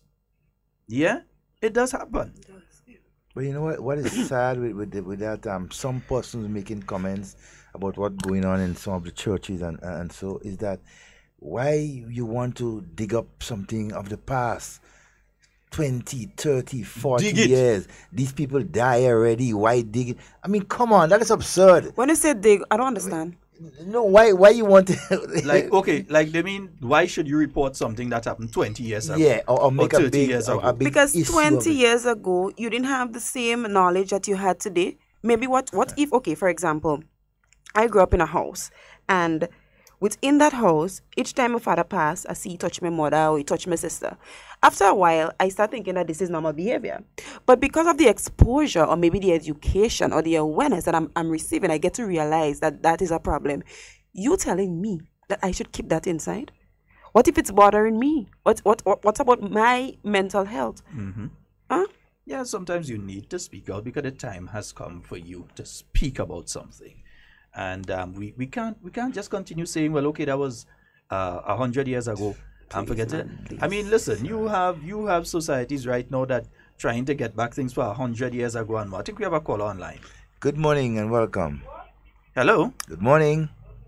Hello. Okay, it seems as hello.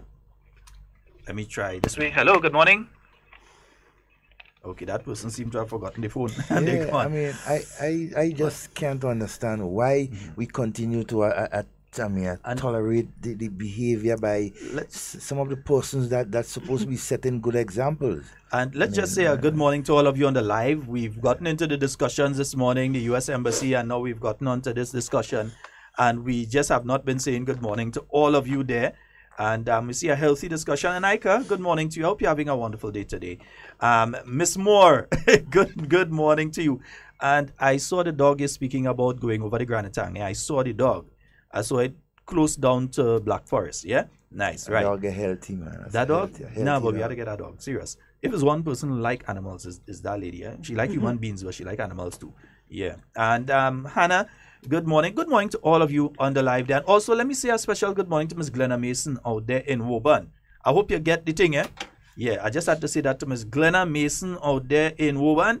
Yes, you lady. I hope you get the thing. I sent it for you yesterday. Nice. Let's go back to the phone lines. Good morning and welcome. Hi, how are you? Not too bad, my friend. Quite fine. Let me speak to Sheldon, please, now. Yeah, you're live, man. Go right ahead. Go right ahead? Yes, you're live. Go ahead. Yeah. Yesterday you tell me call you back after the program. I did call, but I didn't get through. Oh, okay. Then I may have went outside because we stayed here for an hour after. I didn't see any calls. Okay, because the news started reading and all stuff and things like that. I was You here. remember I told you something about the $100? Yes. So you'll have to call me after the program still because I can't discuss it during the program and we're on a particular issue here. No, well, so give me a call right after. Hold on. Let me tell you something. Yeah. I talked to somebody and they tell me just give the number on me ID card to you. To me? No, they give you wrong information. Okay. All right. So we're going to talk right after the program. After the program? Yeah, call me. I'll be here again for a while after the program. Okay. All right. No problem. All right. Yeah, that person gave you wrong info. Papa, I don't work with the government ministry. I can tell you who to go to there, but I can't do it myself. Yes, anyhow, yeah. So 440-7377, in case you want to call in on this program, we have Michelle here with us.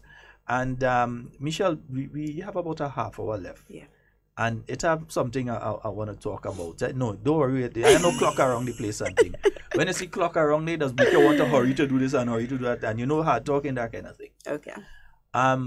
We ain't talk about something. We ain't talk about the fact that you have done now 2 books. Well, 1 book that has already been published. Actually, 3. 3 books. Mm-hmm. Would that 3rd one come out? The sequel to Helpless Cries. Well, that was... It's there, but it finished, but I just to publish it yet. Well, me ain't read Helpless Cries, so I ain't reading Cries Helpless. So I ain't reading that. You funny. Me I read. No, because I just lose my temper. I go read it for you, I tell you. I'm not. Volunteering me reading skills. I'm not.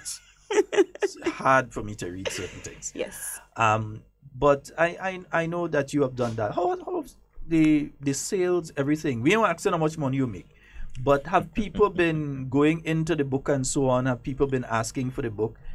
How far has it reached? We know the Prince leave with one. Prince, what is his name again? Harry. Prince Harry left with a copy and so on. So he and his wife sit down reading that right now.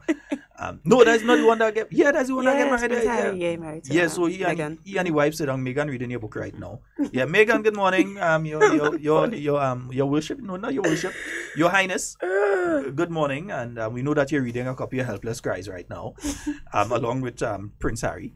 So we know that book is out there and so on. You said you do this. You've done a sequel to that. But first of all, tell us about Helpless Cries, how it came about, and give us a story of Helpless Cries. Okay, so how Helpless Cries came about. So I came across the page, I Am Grenadian, and there was featuring local stories. And then I was like, wow, should I share my story? And I was sort of afraid about the backlash, but I did. And instead of a backlash, she was very supportive, and I believe that, well, not a belief, that's where the movement actually started. So then I decided, you know what, let me write a book. The book took me 1 month to write, because for me, it was therapy, like relieving. And before that, I used to suffer with depression. I used to be very, very depressed, and during those stages of depression, I would feel suicidal. I would feel like giving up, because, you know, most people see me as this happy, bubbly person, and that's who I am in terms of personality. But for years, I just had to keep that a secret, and then it was a shock to many, like Rihanna Warren, who we were friends, we sat in the same class. They couldn't guess that had happened to me. So I decided that, you know what, let me use my story, because one of the things when I was going through the whole process of being a victim, I always wanted someone who I could have looked up to, but I didn't find that. So for me, it was just using my story to encourage other young girls that it's not the end. In fact, maybe it's just the beginning. And to go through something like that and to survive, it means that you're special. You're extra special, because with that, you need extra strength. So that's how the book came about. And that's how the awareness and everything started. All right, so we've seen Helpless Cries. You say there's a sequel to Helpless Cries? Yeah, it's Sorrow to Success, but I'm releasing that when I graduate, hopefully in 2020. 2020. So we still have to wait 2 years for that one. Yes. It's, so in other words, it's not completed. You're still writing it. No, I finished writing it. You can't finish writing it if you ain't graduate yet? No, that wouldn't be a part of it. It is done. I'm just waiting to launch it. So you're going to bring out a third book then? No, I'll write other books. For folks excuse me, there's always me and Michelle. We always had this back and forth kind of thing. And then. So we're gonna get a third book after that then. And another one. So we're getting a continual update. No, not about Helpless Cries. There's other issues I think that I like writing. Okay. Besides. We're a little bit away from Child Month, and we heard that you have a specific book that you're doing. But before we get onto that, there's a call coming, so let's take it. Good morning. Yes, we answer the phone. Answer it. See the last one you go to say, Dina. Good evening. I love you. Good morning. Hi, Sheldon. Yes, love. And how are you? I am fine. Okay, this is Keisha from Caracos. Yes, my love. Okay. So, no wonder. The program, because my concern is, right, most of us, we wait until something happens. Like, literally happens. We make a lot of noise. We get on. For example, when this stuff happened to the young lady in Grenada, I saw people get on. People misbehave, who go by the courthouse, say all kind of things. And then after a while, everything just died down. Not a one of them put their foot by the courthouse again, though. And the individual went to court. Everybody gone silent. Ask them to you understand? Everybody in life have a story to tell. And I wrote on Facebook and I said that society has a lot to play with most of our young people downfall.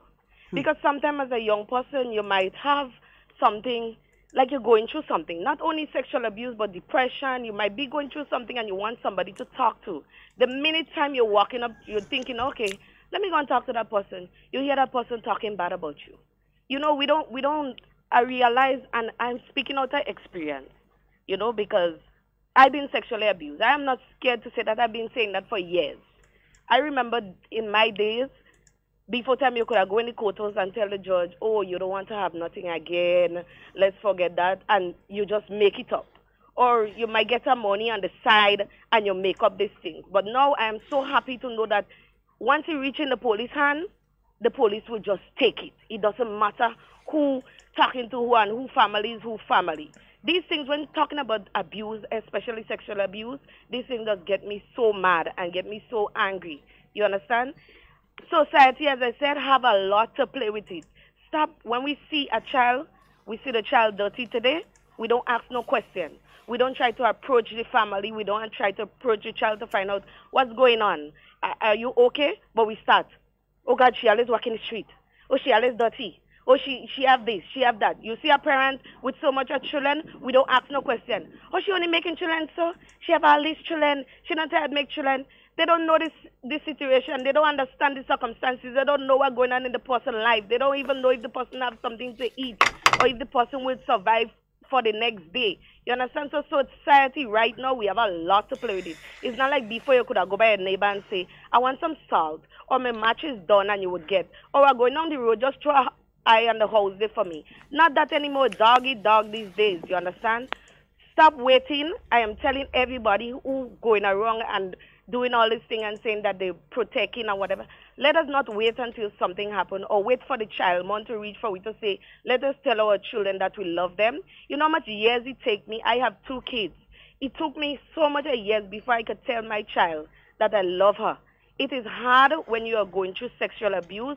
It is not something that you have, you could say, well, you're going and throw it in a machine and put some bleach on it and it will go away. It don't go away like that. It takes years upon years upon years. It affects you mentally, physically. It affects you through your relationship. It affects through your family, everything. So all we have to do is try. I'm begging to parents as well as for your boys. Try to use the word love. Word love is simple. Yes, it's a 4-letter thing, word, but it means a lot. And it takes a lot. For those who are going through abuse and mentally illness, they need support. They need help. They need somebody to say, I love you. Or just a phone call to say, how was your day? You understand?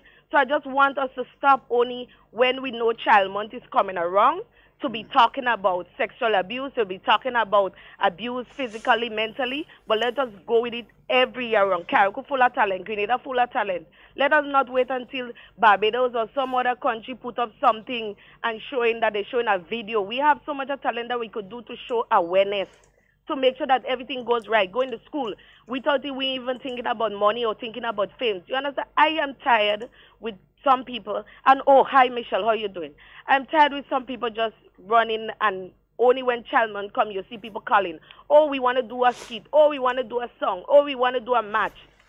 Where the match for months going? I ain't seen nothing. Nobody ain't saying nothing. Months upon months going, and only because Child Month coming our year and everybody talking about abuse and abuse and abuse, and we want to look out for the children. The children are there every month. They are there every year by the grace of God. Let us bring it out in the churches. Yes, I know the churches are doing the stuff, but one person can make a difference. Michelle write books, and she's there. She's in Grenada. But we need other things. We need people to come out, put a helping hand. The children need help. Most of them don't know who to speak. We don't have a home in Carriacou. So, for example, if the child go through something, we send them in Grenada. All right, you send them in Grenada, and then when after they come back to the same family again, after they get a little big. In the schools, we are not teaching our children how to deal with the outside world. All we are teaching them is the past subjects. Teach them how to walk, teach them how to clean, teach them something. But all we know, the teachers want to know that the children do their math and they get all grade 1s because the teachers want to be high up. No disrespect, but that's what I'm seeing. We are not teaching our children how to deal with problems, how to deal with the solutions, how to deal with nothing else but to teach them how to pass a subject. And when they reach out in the outside world, they don't know how to deal with something like that. They don't. Not everybody that is strong like Michelle, not everybody that is strong like me, not everybody will know where to come out and speak. They will be like, okay, if I speak, where do I turn? If I speak, are they in the same house? Would they treat me the same way? Some of them turn to killing themselves. Some of them turn, and we don't know what's happening. A lot is going on, and every time I hear a program like this, I have to call. That's just me. It's hard to me. Sometimes it burns, but I need too much of silence. The little girl died, And I'm not hearing nothing anymore. I'm not seeing nobody going by the quotas. I'm not seeing anybody putting up their plaques. I'm not seeing nothing about her. It's like he gone down dead. We're just waiting for like when hurricane had to come and we get a little shake up, everybody ball of Jesus, and then after they go back silent. That's my contribution. Thank you. Thank you so very much. Thank you very much. Now you know why she want to cuss. Yeah, now I understand why you want to let that word go. Yeah, but it's so nearly get the word doing. So important. I mean, the comments that she made, you know. And and my good friend out there in Carriacou. Yeah, and she's always passionate. I met her sometime. She's always passionate. Last year, Child Protection Authority had something up there. But we were saying that next month we believe is Child Month. It is. And you have something coming up then. So we were talking about the books. So we were talking about Helpless Cries, and right? Yeah. So we were talking about, in terms of support, it has been really tremendous. I only had one bad experience with someone saying that I took their book and I wrote, the book was theirs and the idea was theirs. Who said that? It was just stuff going wrong. And I kind of personally see you write part of that book, eh? Exactly. So I know that the person lied. So that was just part of all the negativity, and Okay. So I was like, but the book in itself was a memoir, which is a real life, story. But that was just bygones. So as it relates to Child Month, and I believe I would agree with Kisha that sexual abuse should be an everyday conversation. And it should. It has to be. And I believe that there is a lot. I mean, we still have a long way to go, but a lot of strides has been made in terms of bringing awareness to the topic. I've seen a lot happening. I've seen the ministry with the, what's the name of the thing? Child Abuse Prevention Committee. And I think they're going to Carriacou on the 20th. So people in Carriacou, I will urge you to go out and support something like that. With Ms. Pascal and others. So the book, coming back to your question, Child's Month is designated to be October, whilst April is designated as Sexual Abuse Awareness Month. Now, I wrote a book, Grace is Truth. That book was written since last year. It was my hope to launch it in April. But what had happened is I work full-time, I school full-time. So that was a little bit difficult with me trying to maneuver that. But my team and I, Najuma, Mac again, and Shiloh, my beautiful PR. Oh, I see Najuma mention UNICEF. So before I go to the book, we know that UNICEF is that organization that deals with children and child's rights and all these things. I was invited by them to be a speaker. They're trying to address the issue of child sexual abuse in Barbados. So I was invited to be a speaker, so I'll be heading there sometime later on in the month. And there have been conversation also around the book. And which one of the books now? Grace is Truth, because their mandate when is you say the book, I mean it's multiple, so we had to specify. Let me be specific, right? Grace is Truth, because that's fall well within their mandate. So I'll be going there. We'll be seeing how we can use the book. But as it relates to Grenada, that book will be launched on October the 13th at the Grenada Trade Center. We're collaborating with the Ministry of Education, the Ministry of Social Development, the Ministry of Youth, Grenada Coalition on the Rights of the Child, Grenada GNOW, what I mean again? Grenada, something for women. Grenada National Organization of Women. Women, right. The Heal with Hope Foundation, St. George's University. We have Sunshine Promotions on board. We have a lot of support. And what we're trying to do is not just launch a book, but bring people together, key persons together to address the issue of sexual abuse and to see where do we go from here. And the proceeds towards that book, our overall aim, so if there's anyone that is willing to come on board, what we hope to do is to really try and see, that's our ultimate goal, to build a facility where children would be like a safe house. That's the aim. So proceed from that book would go towards that. Okay, I think we have a caller online. Let's go to the caller. Good morning and welcome. Hello, good morning. Good morning, my friend. Yeah, good people chilling with you today, right? Sheldon Scott. Yes, sir. Well, you're well welcome them people in Union Island. All man pack up their banjo, they quattro everything. They say they come in and take part in Pang. Yeah, my friends and them, Jason, Callan, Alicia, and them, they say, But we coming down. We this say we taking part in Parang down. They make up their mind. They're coming down. All right, man. But that's beautiful, man. But you're gonna see me for Parang this year, God's will. Yeah, the Yugo Distress is the name. All right. Yeah, so they're coming down and they're taking part. Yes, man. I see you are good people chilling with you today. Yes, I know.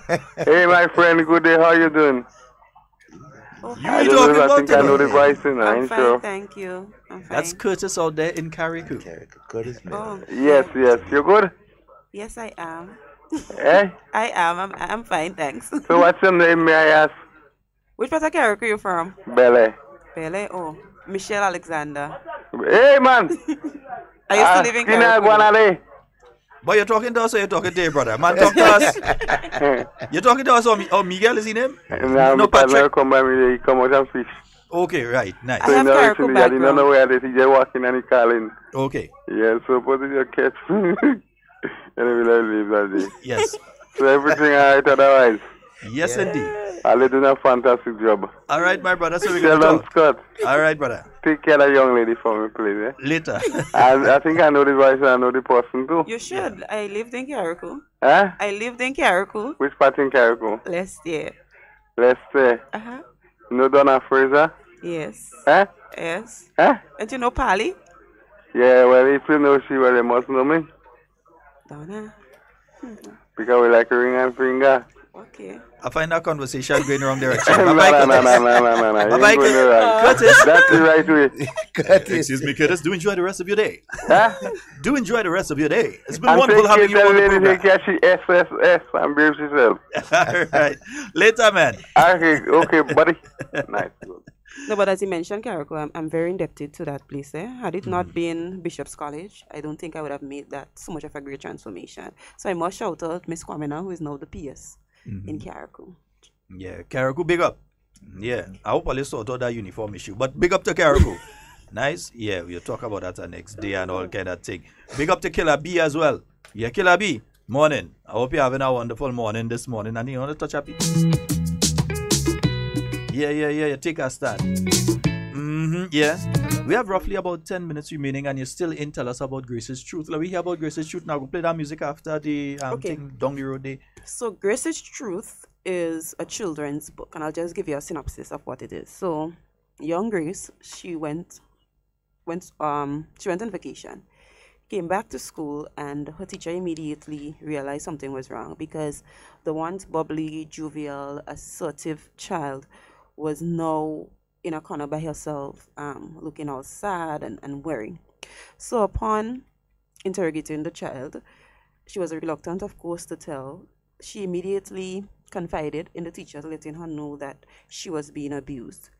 The teacher, using her judgment, informed the authorities, and little Grace,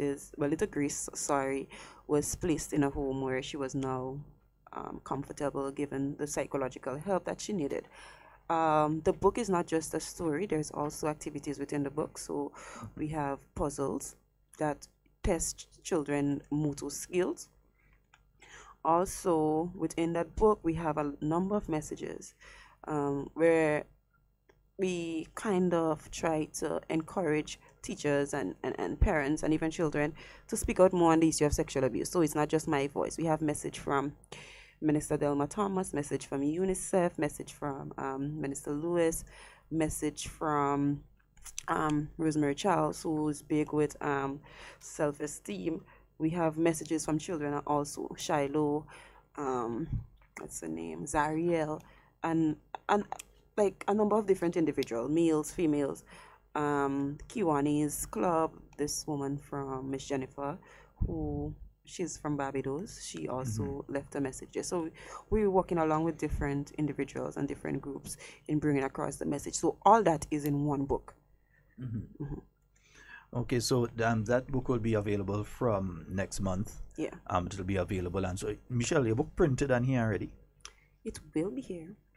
Me and day on that with you, though. You are kind of woman. Next thing you say, launches this day and one box at the book reach and all kind of thing. And so we want to make sure that the book will be spread. You have enough. Right.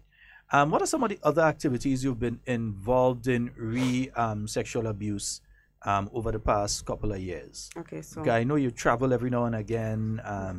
You're involved in forum. Tell us a bit about what you've been involved in there. You know the funny thing about me, when something pastor doesn't really remember.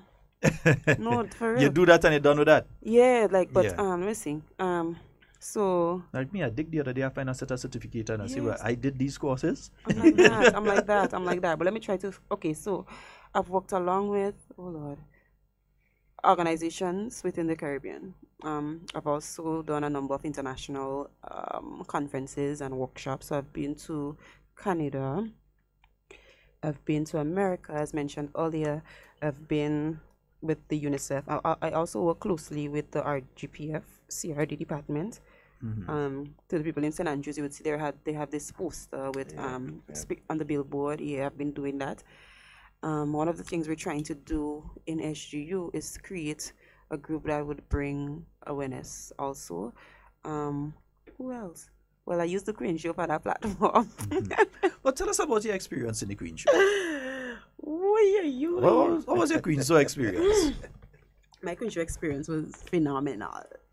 I mean, I went into the Queen Show literally not being able how to walk as a queen, because most people who know me know I kind of tomboyish. Yeah, two left foot. Yeah, and then you had to be so graceful. I could say that. And you had to be graceful and poised. Well, Michelle know about them thing. Well, Michelle didn't know about them thing. I mean, so for me, the whole Queen Show thing was an experience. And you know what happened the day of the Queen Show? And I was telling Najuma and them that I said, listen, I don't know if this is bad or this is good, but I just calm. I wasn't feeling anxious. I had no nerves, nothing. So on that stage, there was like a complete transformation, and I embraced and I enjoyed it. It was an experience I would never forget. And I met some amazing young ladies. We were able to form friendships, and yeah, so that was good.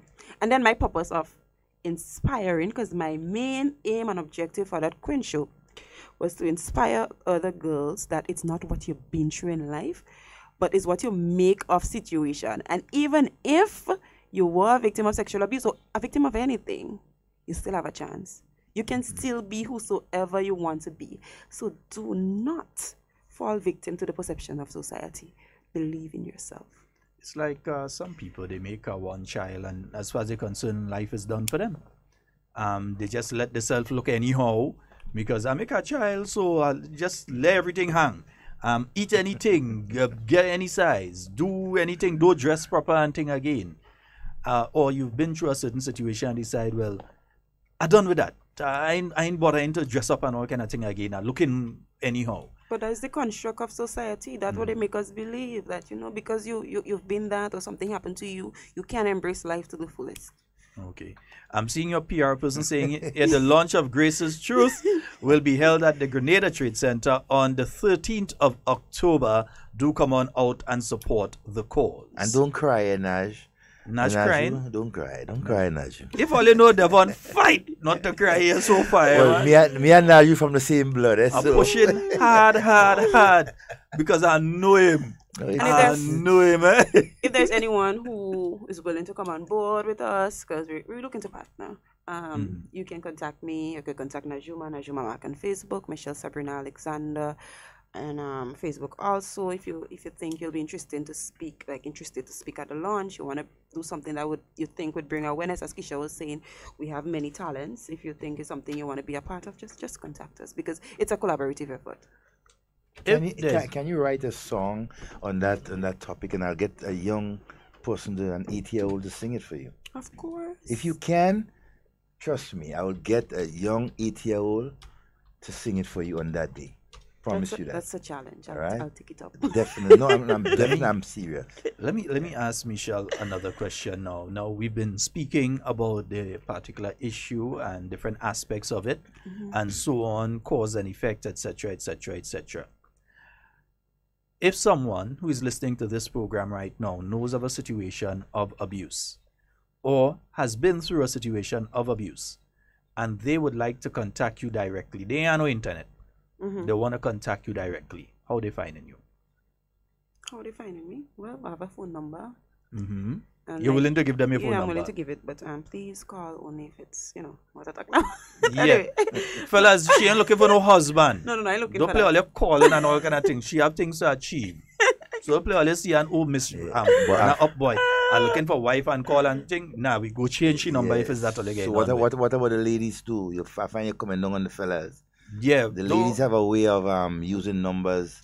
Want to call and say stupidness. Or stupidness and yeah. so. But that's the other thing. Others' perception at all don't bother me. So you could say the world of bad things. It doesn't affect me. Yeah, so, I'll still sleep good at night. So my number is 422-4608. I mean, I'm relatively busy, but I would always give that. Or send a message. Yeah, so send me a message. Send a message, and I think the better way to operate is send a SMS or a text message, a WhatsApp. And when she's free, she'd be able to interact with you. And if I can't interact with you, there's a person I could put you on. Because we have this group, we are survivors, where we have over 30 survivors. Like, we give support to each other. And let's make it clear to you here.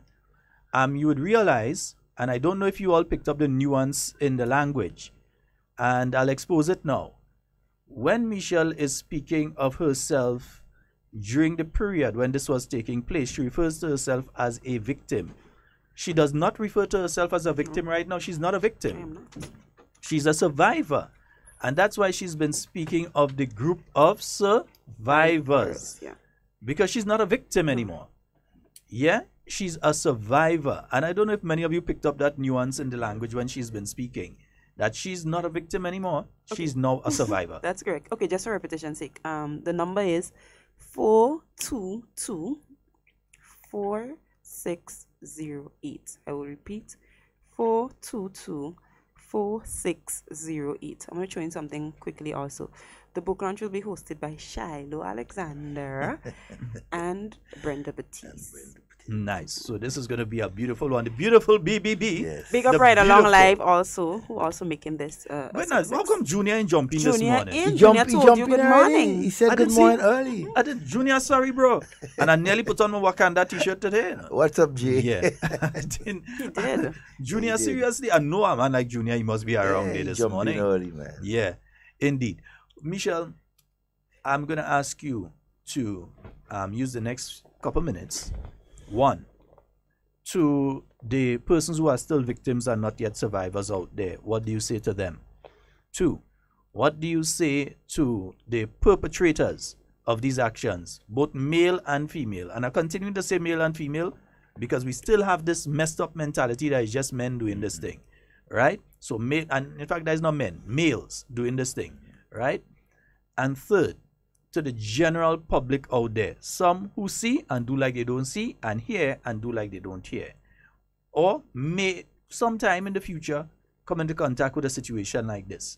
I want you to speak to all three of these categories of persons right now. Not like some people are asking me long question. give a short answer to cover everything. All right, sorry, Michelle. Asking question in parts.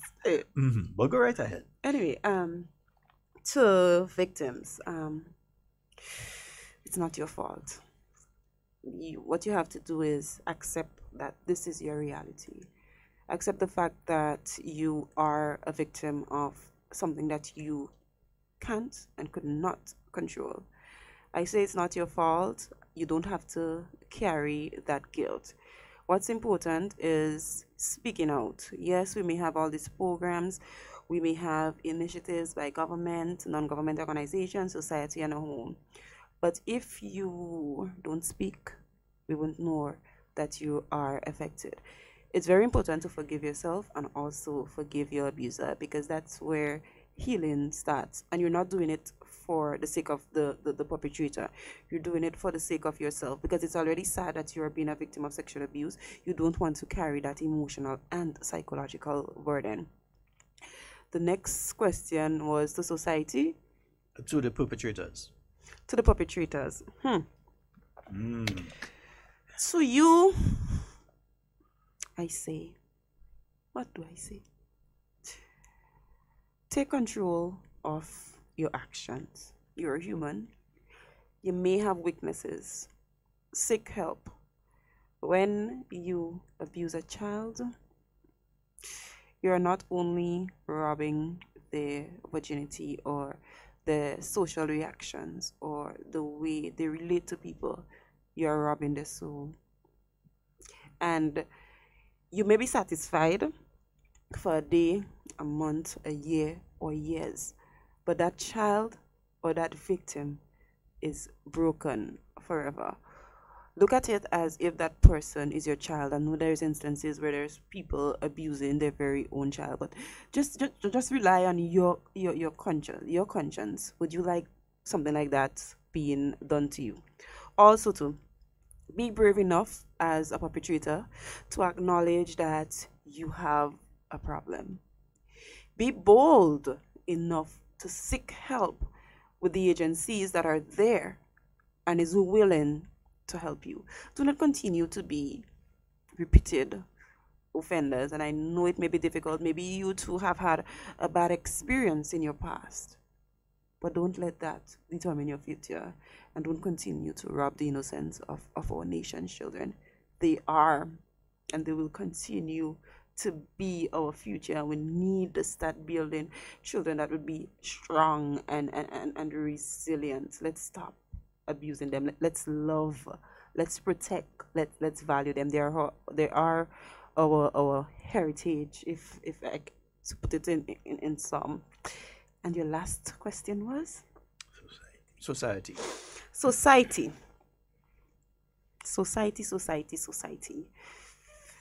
So I'm thinking society, I'm thinking all the systems of society, the church, the schools, the family. We all have a part to play, and we cannot play that part divided. Let's unite for a good cause.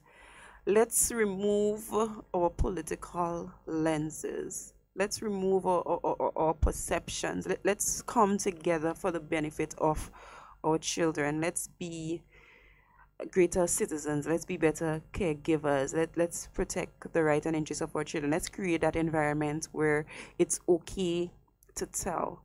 Parents, it's important to forge that relationship with your children where they are at a place where it's comfortable to speak about the issues that are affecting them. Society, when you hear that a child is being abused, do not further bully that child. Talk to your children about the sense.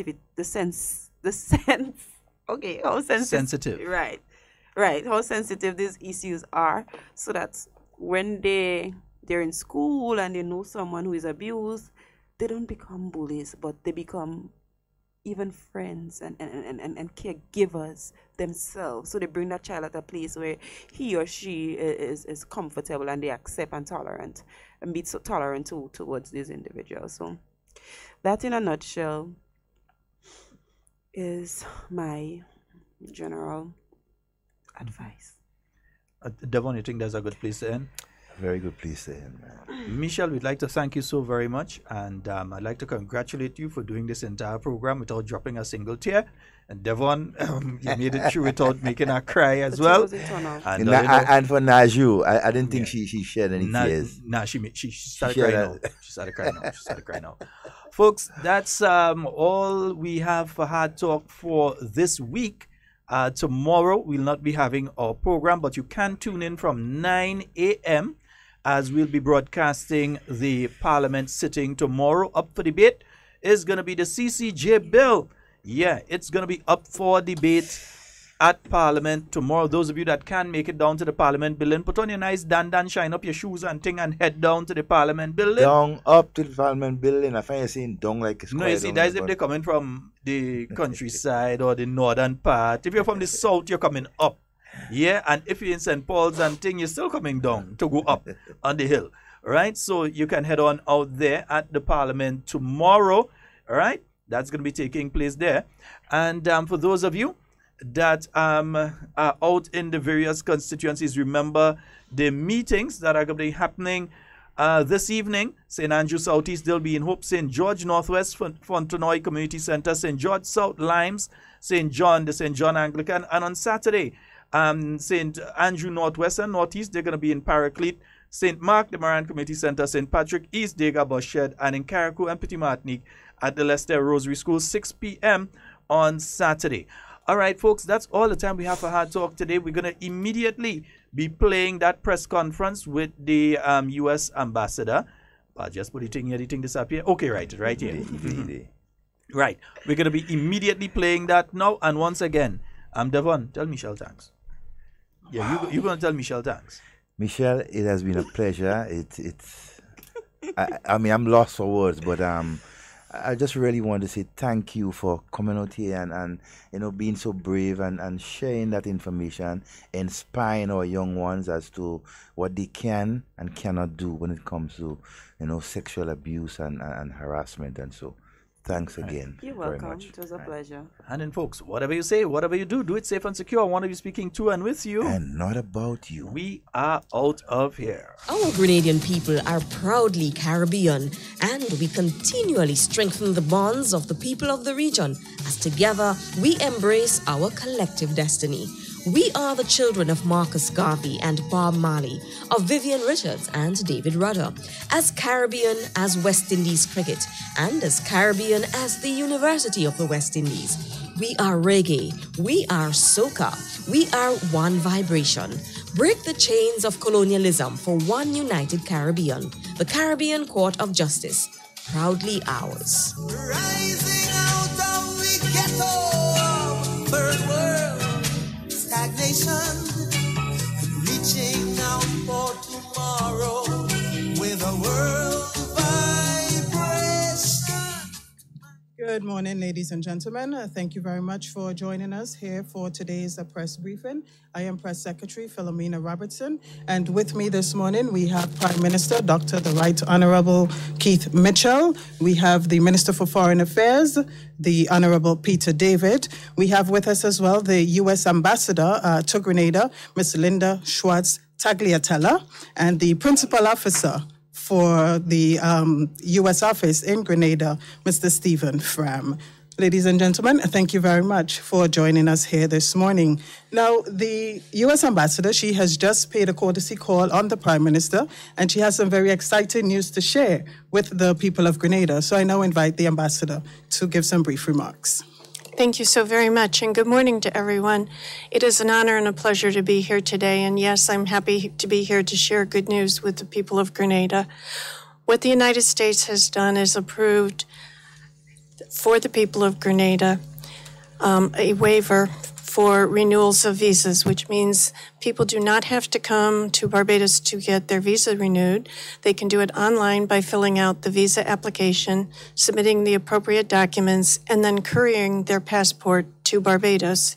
This is for people who have visas that have not expired longer than 12 months ago or who have current visas. Hopefully, this will, again, encourage our relationship, which I believe, and my government believes, has been a very productive and very warm, welcoming relationship with Grenada for many years. Under our Caribbean Strategy 2020, one of the things is we want to improve and enhance that relationship, and we want to continue to inspire people to travel between our two countries and learn about the cultures and the people of those countries. So this hopefully will assist a lot of Grenadians who are interested in going to the United States by being able to renew their visas online through the mail rather than coming to Barbados. Thank you very much, Ambassador. Certainly welcome news for all of us here in Grenada. Prime Minister Dr. Keith Mitchell, I'm sure you're very excited by this news and you have some words to share. Certainly, Excellency, in charge of Minister of Foreign Affairs, colleagues, members of the press. This, of course, is exciting news for me and, of course, for the country as a whole. Having just had a short discussion with the ambassador, I had to indicate to her that this will go a long way in the perception of the importance of the relationship between our two countries. I know for a fact many of our citizens historically in the attempt to get visas to the United States have had to make enormous sacrifices. Many of them are people, poor citizens who have little worth, and many times they have to spend quite a bit to go to Barbados. And when we had difficulties with transporters, sometimes we've had in the region, as it's well known, we found out that the cost of that travel, and sometimes they have to overnight in Barbados. The hassle and the problems and the cost was quite prohibitive. And therefore, this news has enormous implication for the people of the land. And what is more significant, in my view, about this, we know the emphasis of countries around the world now protecting their borders and making it more difficult for people to travel. This initiative is making it easier for Grenadians to travel to the States. So it is sending a powerful message about the perceived interests of the United States government and people as far as the government and people of Grenada is concerned. And it must be, in my view, that we are doing something right. It must be that our citizens are conducting themselves in a very responsible way when they visit the United States. It also must be that the United States government sees the government of Grenada and its people are doing everything to protect the borders of the United States and to protect our security in our country. And that, I could only read it as in that particular context. So I just want, on behalf of the government and people of this country, to say that I'm extremely happy with this initiative, because we've asked other countries to take similar actions.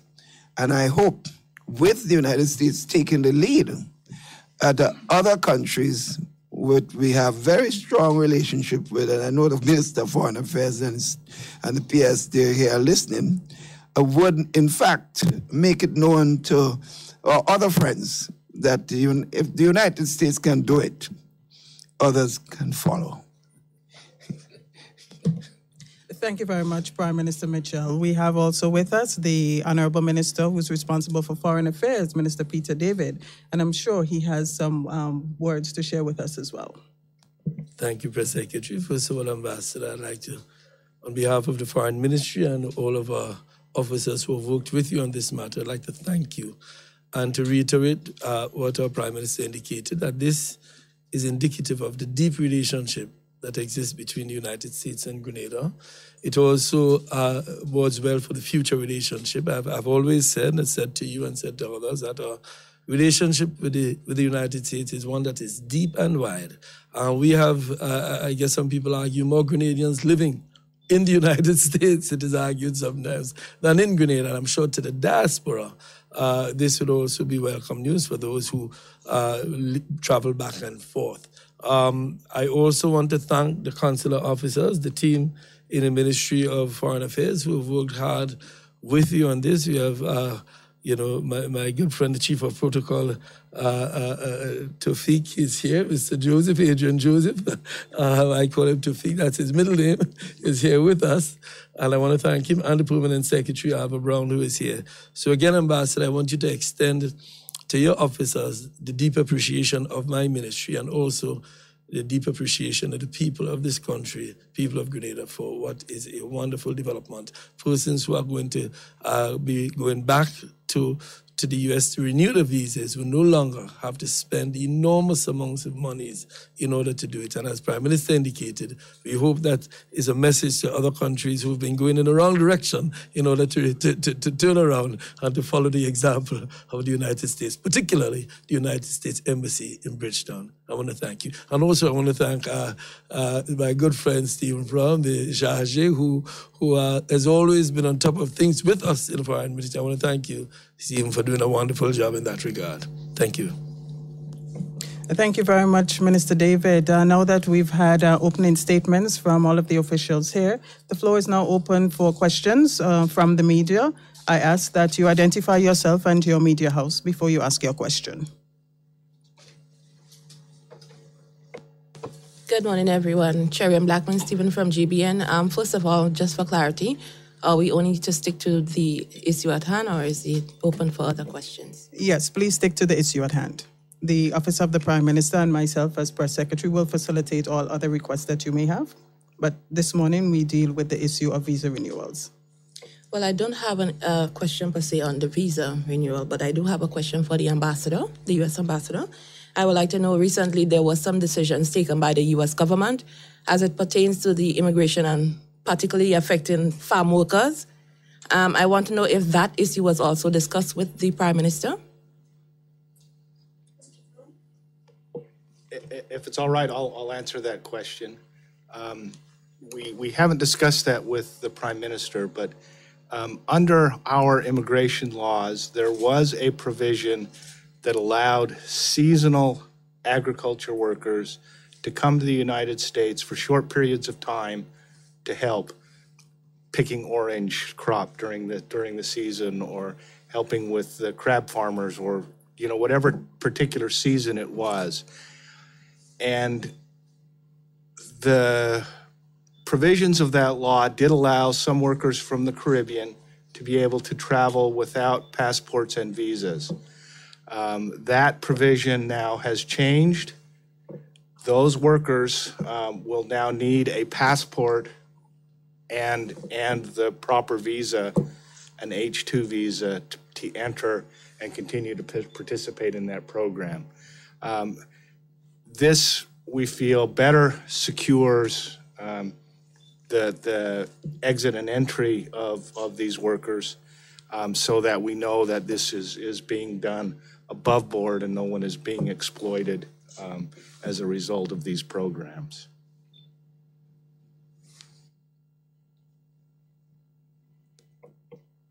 Do we have any further questions?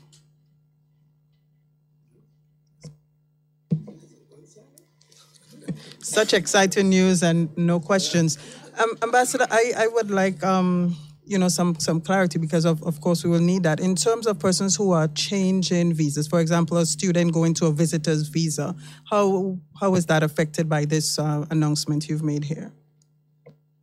I don't have this. My understanding is that it's applying within the same visa. So it's student to student, tourist to tourist. Otherwise, you have to go to the embassy to get a new visa. All of the instructions will be out on the website, which is the Embassy Barbados or Embassy Bridgetown Facebook. We also have a website that you can get information.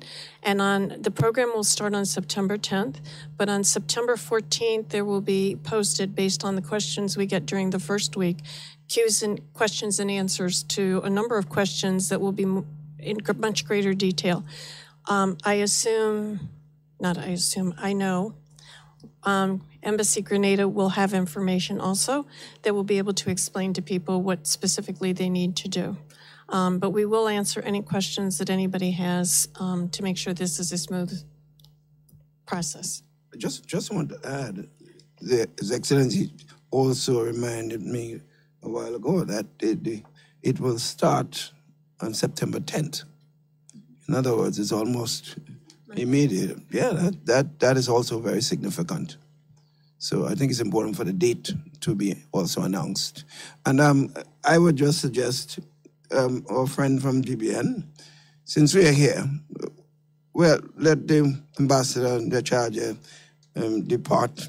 And then if you have questions unrelated to this, since I'm here, I'm not usually always there in front of you. So I will give you the opportunity to, in the presence of my legal representative, the lawyer. So any other questions to the ambassador before she leaves, and Sharjah? Sherry and Noel, GIS. My question has to do with the whole issue of visas and issuance. We welcome the move that you don't no longer have to travel to renew your visas. But has there been any dialogue as it pertains to acquiring a visa and the cost to acquiring a visa, the cost per visa, application fees? Because you would pay a certain amount as the application fee, but sometimes you are denied, and that is a concern that Caribbean people have on a whole as it relates to the cost for visas. The application fee is non-refundable. So if the visa is denied, obviously the money's not returned. What happens is that we basically, our consular services, which includes visas, is a self-funded operation. So the money that we collect from visa fees goes to pay the consular officers, to pay for the equipment that we use to process the applications, to pay for all the systems that we have to do all of the background checks and what have you. So no, the good news is that the fee will not go up with this new process. It'll remain the same.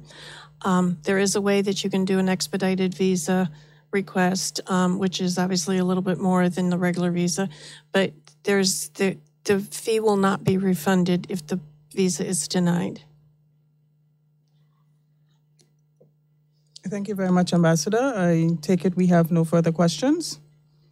Thank you, ladies and gentlemen of the media, for joining us here this morning for this press briefing. And indeed, very good news for the people in Grenada. Just to recap, essentially, that persons renewing U.S. visas will now no longer have to visit the U.S. Embassy in Barbados. This can actually be done from here at home in Grenada using the established visa application process. But you do not have to travel to Barbados for visa renewals only. Thank you again. We'll see you again next time.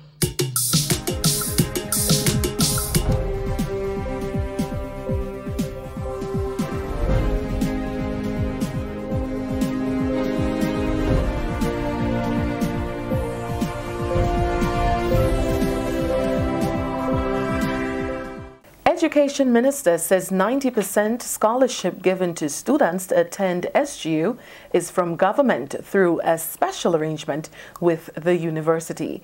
Details to this story and more in the national report.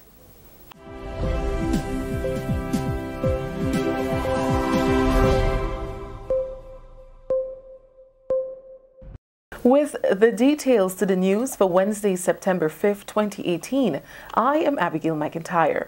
Education Minister, the Honorable Emmeline Pear, has sought to clarify misconceptions regarding scholarships granted to Grenadian students seeking to attend St. George's University. During the government's weekly post-cabinet briefing on Tuesday, Minister Pear made it clear that government is responsible for the 90% scholarship through a special arrangement with SGU. Let me say clearly that the 90% scholarship provided through SGU comes from government resources. Government would have made a special arrangement with St. George's University through indirect means such as concessions and otherwise, that all of these monies will be placed in a special fund to accommodate students who are Grenadians applying to attend SGU. It means, therefore, that a child from Moncton or a child from Mackay in St. Andrew who travels to SGU and is told that they can receive a 90% scholarship from SGU, that is compliment the government of Grenada. Minister Pear explained that further assistance by the government in the form of an additional 10% is granted to those students from very rural communities whose parents in most cases are unemployed. That misconception that I referred to would have led even persons who are employed to believe that that 10% can be covered by government. I wish to clarify that government is in no position at this time financially to accept requests from every person going to SGU for that 10% because government would have already made special arrangement for that 90% scholarship. A decision was taken in Cabinet to implement a revised policy regarding tuition assistance, particularly for students attending the SGU. 29 years after its first visit to Grenada, the Children's Health Organization for Relief and Educational Services, also known as CHORS, a non-profit health organization based in Jacksonville, Florida, has come with a significant donation of a telemedicine unit for the General Hospital. Chores Grenada support group is led by pediatric doctor Beverly Nelson. We have a new telemedicine that will be installed at the hospital, which is a product of this Chores mission. And we have 3 IT specialists, telemedicine specialists coming in to install the unit and then educate us on how to, run the unit. So it's stationed at the hospital and it's in, and they've done some dry runs over the last day or so, and now it's just to start the training over the next 2 days in terms of our staff. Dr. Nelson says the unit is extremely important as it will enable faster diagnosis of patients. And hook up with a cardiologist in Jacksonville. He can view the baby in real time. We can put the echo probe on the chest and he can see the heart in real time, and he can give us assistance and say to us, okay, we need to have this child now. This does not look good, whereas before we're doing everything, maybe we're sending an x-ray or whatever, but to see the baby in real time makes a difference. The equipment will be officially handed over at the General Hospital on Friday morning. This is the National Report. More news after the break. The safety on our roads make this a major priority. Health of our people, a crucial necessity. Accidents happen when road users are either irresponsible or inconsiderate in one way or the other. Play your part. Reduce your speed. Be attentive. It is your personal responsibility. Let 2017 be the start of no more road fatalities. Be safe, be seen, be smart. So let's wise up as a nation. Get to your destination safe.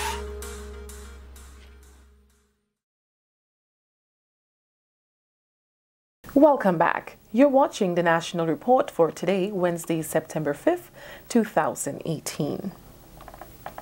The management and staff of the Royal Grenada Police Force and the National Disaster Management Agency are mourning the loss of their friend and colleague, Corporal Jerry Lewis. Mr. Lewis succumbed to his illness on Wednesday night at his residence. He was in and out of hospital for the last 2 months. Lewis started his career with the RGPF about 20 years ago and was transferred to the National Disaster Management Agency in the last 15 years, where he served as communications specialist. Minister with responsibility for information and disaster management, Senator Dr. Winston Garwe, says he will be greatly missed. I will miss Jerry because he has demonstrated over the years a commitment to the process, and this is something that you can't teach someone. They grow into it. And for this, it touched me hard because only yesterday I had a discussion with the PS as it relates to his condition, and we were looking to provide some additional assistance with therapy. And I remember saying to her, ask the wife if she had the report so I wanted to seek additional assistance for him, additional medical assistance, but it wasn't to be. Coordinator of the National Disaster Management Agency, Sylvan McIntyre, says he has been a very positive and influential employee and friend. He says the staff was hopeful for the return of a healthy individual. This morning we just signed off on a card, expressing our wishes for him to return to work. And one of the things I did indicate that we miss you as our communications person and as our handyman. He was just the person who tried to fix and get everything done. I'm sure his passing really is a great loss for us. Lewis was described by both Garwe and McIntyre as a knowledgeable worker, passionate about his field, evident in the State of Affairs interview with Jerry back in 2017. So it's a very wonderful area, good for communication, and the space is so spacious that it is good for towing of even containers and then storage, very proper storage. And what we do have the advantage of there is seems like there is fiber optic cable running in these areas and them. So it's very suitable for an area like that, and the persons who have chosen it, they have done a wonderful job, and we'd like to thank them for that very much. Staff member, how do you feel? Yeah. Well, as a staff member, I am feeling very happy for that. Senator Garraway also extended condolences to Jerry's family and friends. I know it's going to be a tough time at this point in time, but let us find strength in those pleasant memories that we have of him and the outstanding individual he has been, making a difference in the lives of people. So I know you're going to miss him quite a lot, but let's find strength in those wonderful things that we can say about that outstanding Grenadian. On behalf of the management and staff of the Government Information Service, we too extend deepest condolences to the family, friends and colleagues of Mr. Jerry Lewis. Cricket West Indies have announced the dates for what they say is the biggest England tour in a decade, and Grenada's name is listed for 2 one-day internationals on February 25th and 27th for the 2019 tour. The all-format 2-month visit by England, which begins in January, will see them face the West Indies in 3 tests, 5 one-day internationals and 2 2020 internationals. A CWI statement says it will be the biggest international home series between the 2 teams since 2009. Barbados, Antigua and St. Lucia will stage the test matches, and Barbados, Grenada and St. Kitts will share the ODIs, and the 2020s will be split between St. Lucia and St. Kitts. And that puts a wrap on the National Report for today, Wednesday, 5th September 2018. To recap the top story, Education Minister says 90% scholarship given to students to attend SGU is from government through a special arrangement with the university. I am Abigail McIntyre. Thank you for joining us.